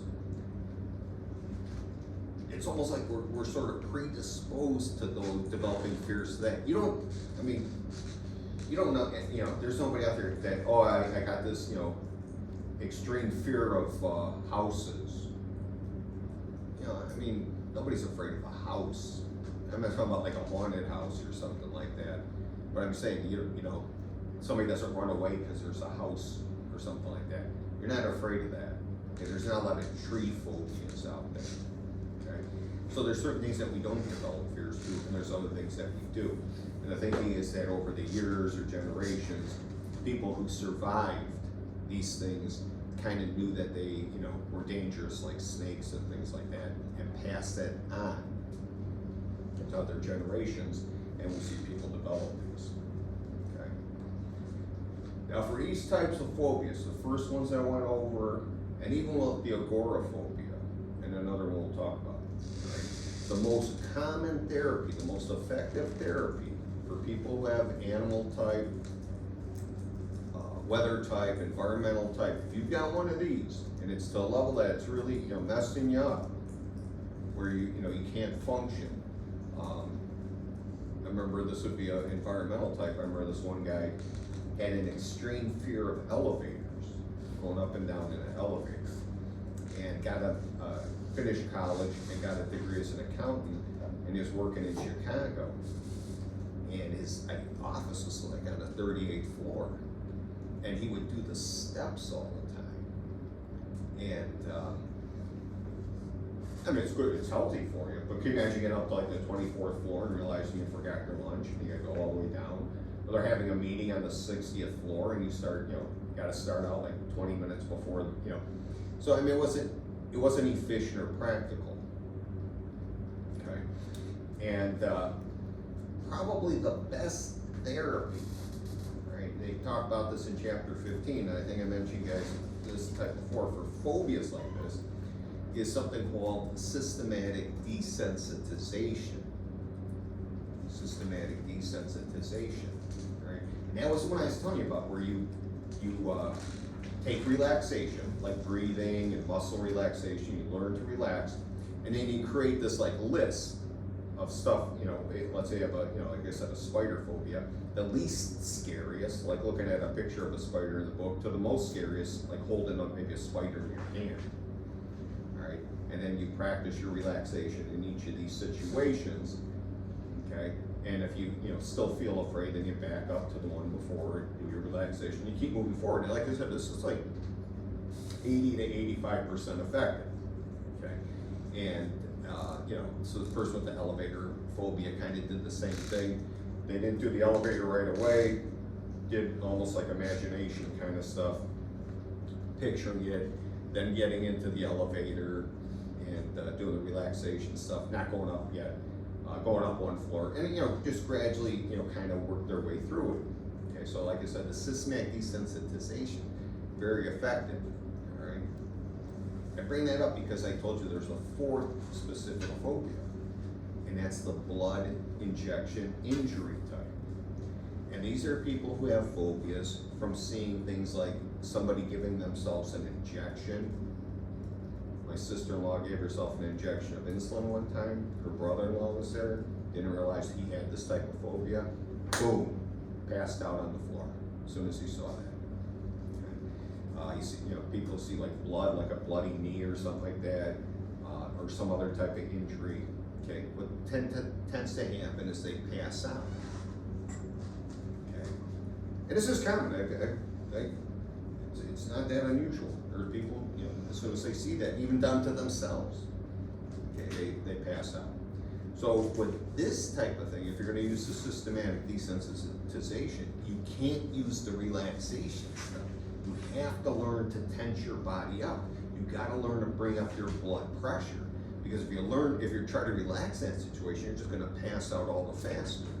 Okay, so these people have to use this sort of where they tense themselves up. This more of a tension kind of thing. So when they are, gonna see something like a bloody knee or an injection or something like that, they, have to use not relaxation, but they have to sort of tense up so they don't pass out. Okay.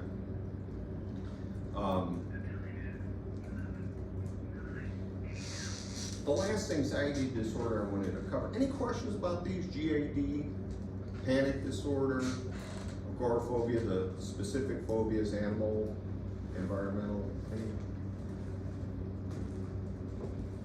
The last one I wanted to cover out of this group was the, it used to be called social phobia. It used to be called social phobia. Now it's called social anxiety disorder.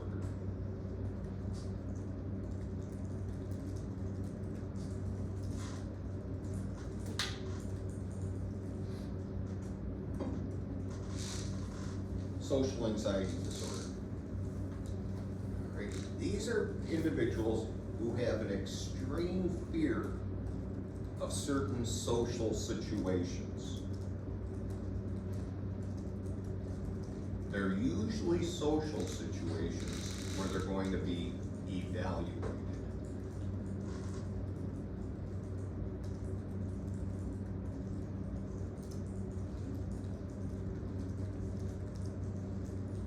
What's one of the social situations that people dread having to do? What was that? Go to the mall. I'm sorry? Going to the mall. Going to the mall, but even worse than that, Public speaking. public speaking, okay? I can remember I was at my cousin's son's wedding last year, and his brother had to give like a toast or something like that, and he was by the bar like freaking out about this, like, you know, and it's like, have you guys ever been to a wedding where somebody had to give a toast? Yeah. What did they say? You usually don't remember. You know, unless the person starts dropping all kinds of F-bombs or some kind of thing. Usually it's, you know, it's like, oh, we met so-and-so and I'm glad so-and-so found their soulmate and blah, blah, blah. Yeah, it's the same thing, you know, and you know, don't worry about it. Just go up there, don't say anything, you know, like I said, don't drop any F-bombs, just say a couple nice words and you're done, okay? But people don't like that public speaking. You know, you stand, I don't know how many people are at this, what, 300 people or something like that standing there, you know. I like the proposal, you know, it's nerve-wracking, okay, public speaking. So that would be an example. People have social anxiety disorder, they don't like public speaking, they don't like signing their name in public, they don't like eating in public, okay? They feel like all eyes are on them, that they're being watched, and it causes great anxiety, okay? They're afraid to go to a restaurant because it's, oh my God, what if I, you know, get some food on my shirt or whatever, I look like a pig, or if I, you know, drop a fork on the floor, or, you know, yeah, they think everybody is honed in on them.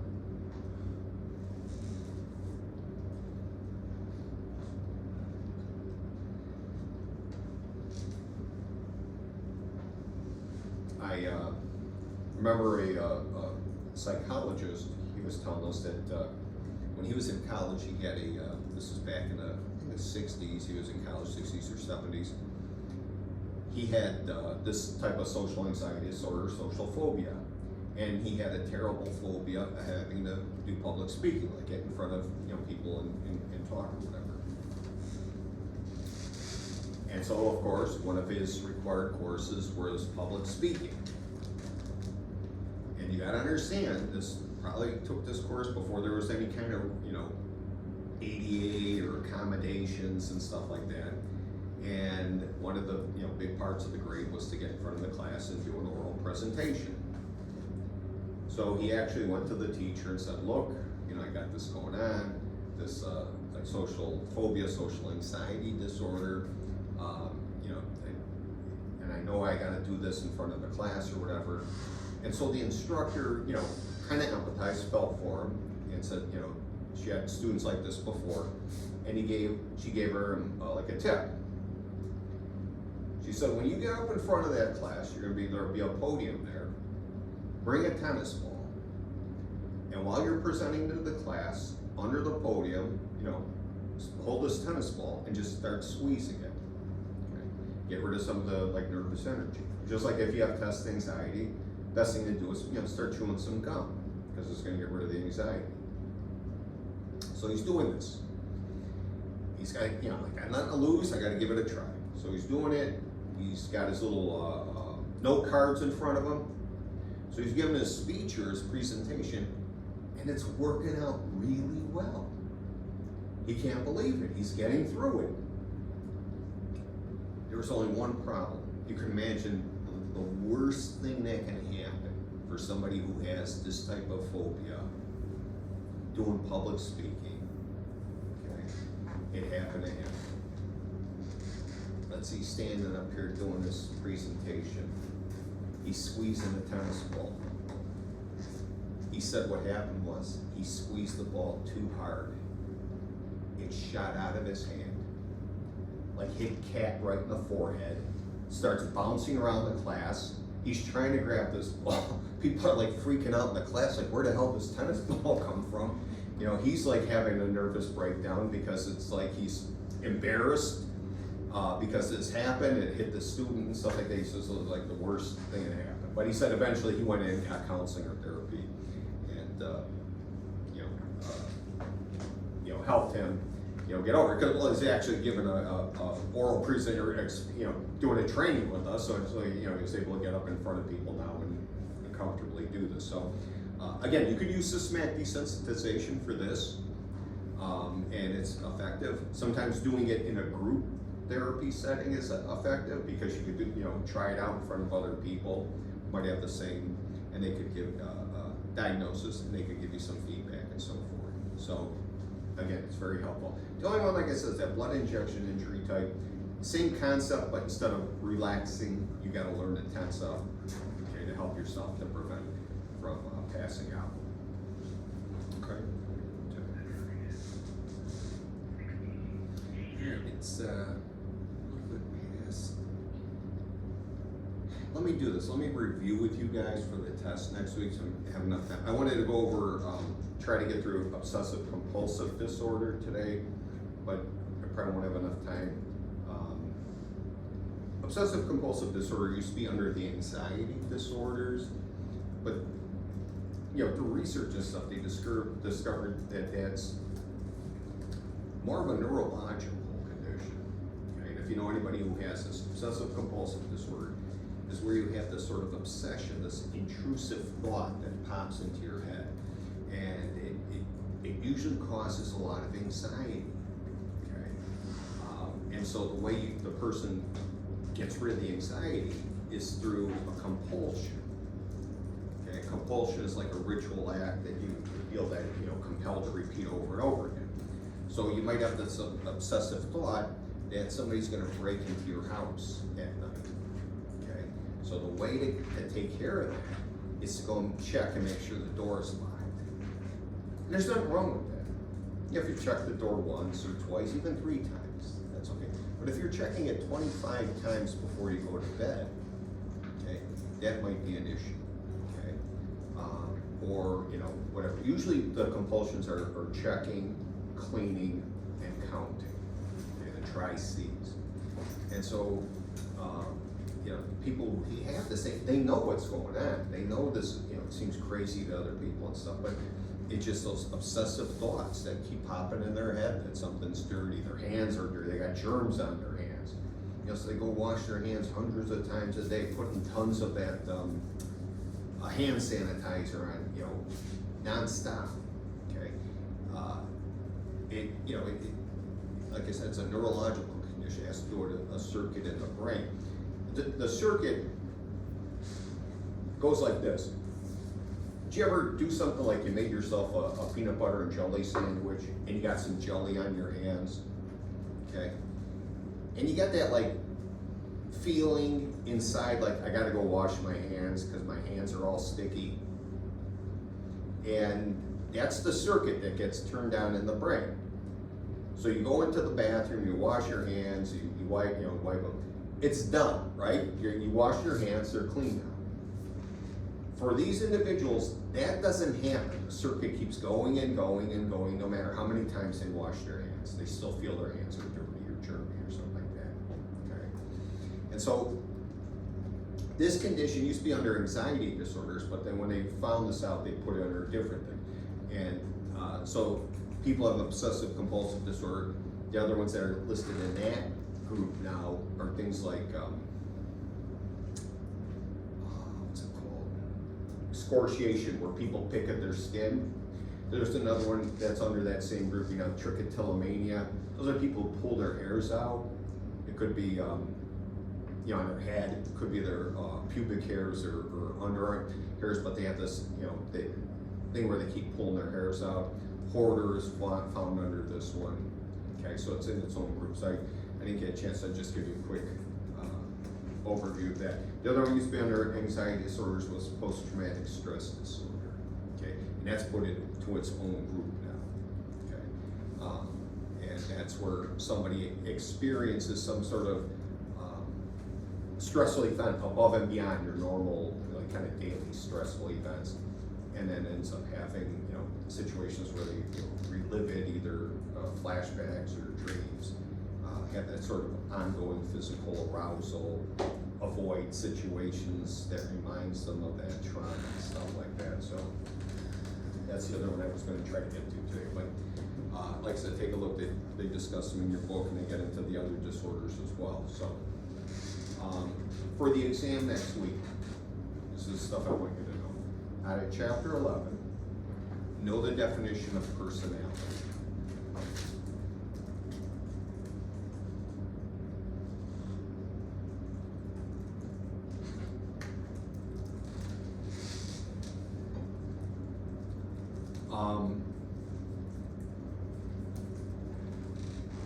know the basic differences between the id and the ego? The id and the ego. We said id is an unconscious, governed by the pleasure principle. The ego, more in the conscious, pre-conscious, governed by reality principle. Just know the basic difference between those two. Okay. Next one, know what libido is. What is libido? And here's the crazy thing. In your textbook, they don't have libido in there. They took it out in this edition, and I looked at it, it's like, how can you not include libido in there? I mean, that's like Freud's main thing that's driving the whole development of personality. I was trying to think, is something politically incorrect about that or something? I don't know what to tell you, but it's not in there. But it's the sexual energy that motivates the person. So if you look in your book, hey, I can't find it. I agree with you. And I like looked at it, or someone, when I first changed the edition, one of my students said, I can't find it in there. And I read the whole chapter, and I read the teachers. I couldn't find it. I don't know, but that's not in there. But I'm telling you, it's in the definitions. Know the 3 levels of awareness. Talk about those conscious, unconscious, pre-conscious.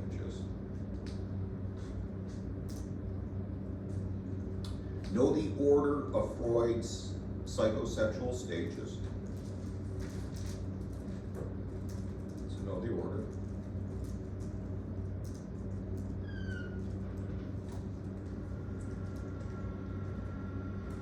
Know what needs to occur to develop a healthy psychosocial personality and sense of sexuality. Know what needs to occur to develop a healthy psychosocial personality and sense of sexuality.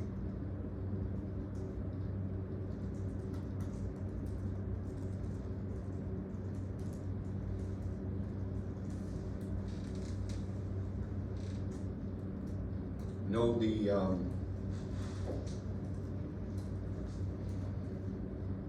what is the third force in psychology? What is the third force in psychology? Know that one. Also know the difference between conditional and unconditional positive regard.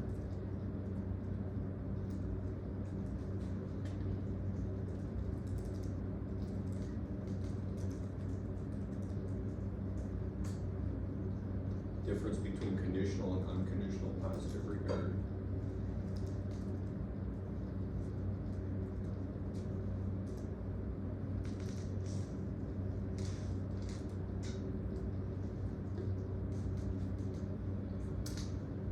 Know the definition of trait. Know the definition of trait.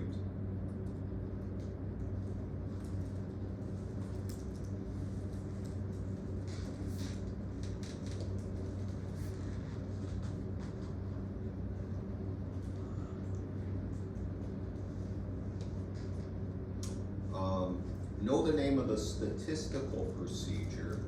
Know the name of the statistical procedure that Cattell used. Know the name of the statistical procedure Cattell used to sort traits into the basic dimensions of personality. Know the name of the statistical procedure Cattell used to sort traits into the basic dimensions of personality.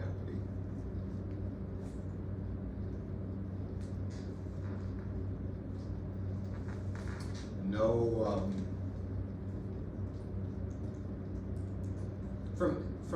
I went over these last week, so I'll just go over them again briefly now in case you weren't here. From chapter 12, know the definition of social psychology.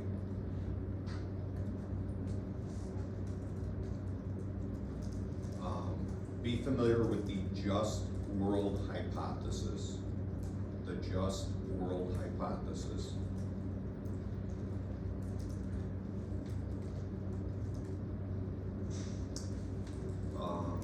Definition of social psychology. Know the 3 parts of an attitude. 3 parts or 3 components of an attitude.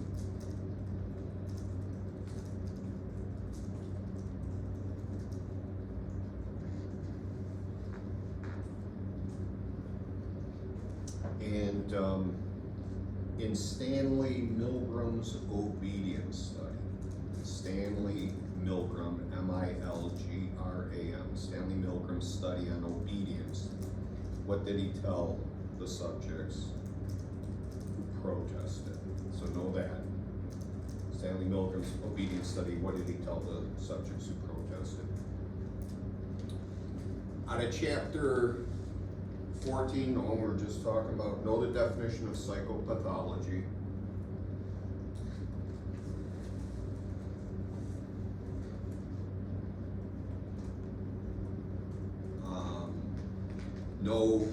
Know what panic disorder is.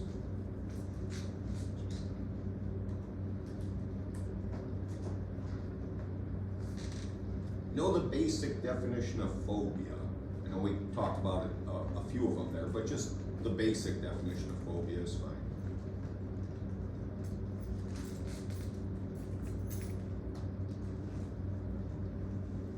You guys have all heard of the diagnosis bipolar disorder. Bipolar disorder. Yep, that's the one that if you ever hear any like old movies or old talk where they say, oh, so-and-so has a chemical imbalance, okay? They're probably referring to like a bipolar disorder. But what was the old name? I want you guys to know the old name for bipolar disorder. What did they used to call that? So know that. The old name for bipolar disorder. And then know the difference between a paranoid personality disorder and schizophrenia with paranoia. Paranoid personality disorder and schizophrenia with paranoia. There's both paranoia involved, but they're different. So I want you to know that difference. What kind of paranoia shows up when somebody has a personality disorder, paranoid personality disorder, and how does that differ from somebody, let's say, has schizophrenia with paranoia? Let's take a look at that. From chapter 15, know the definition of psychotherapy.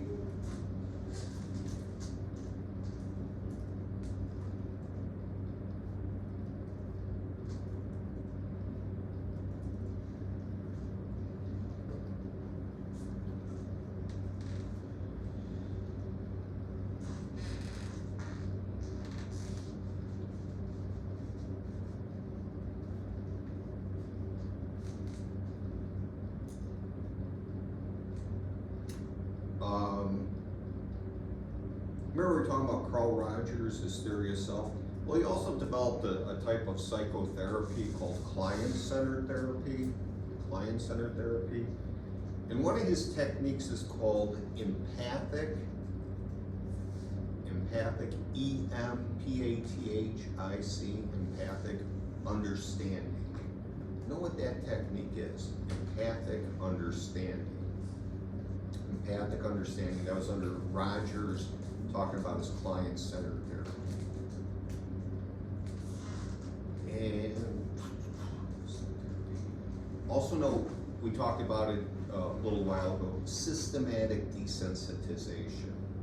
Know what systematic desensitization is? It says commonly used to help treat phobia, so be familiar with systematic desensitization.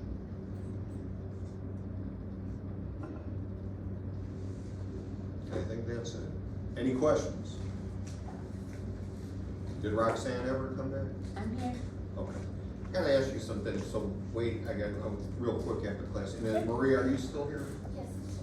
Let me talk to you before you go back to El Paso, so. How about Juliana, did she ever make it in? Okay. All right, I will see you guys next week.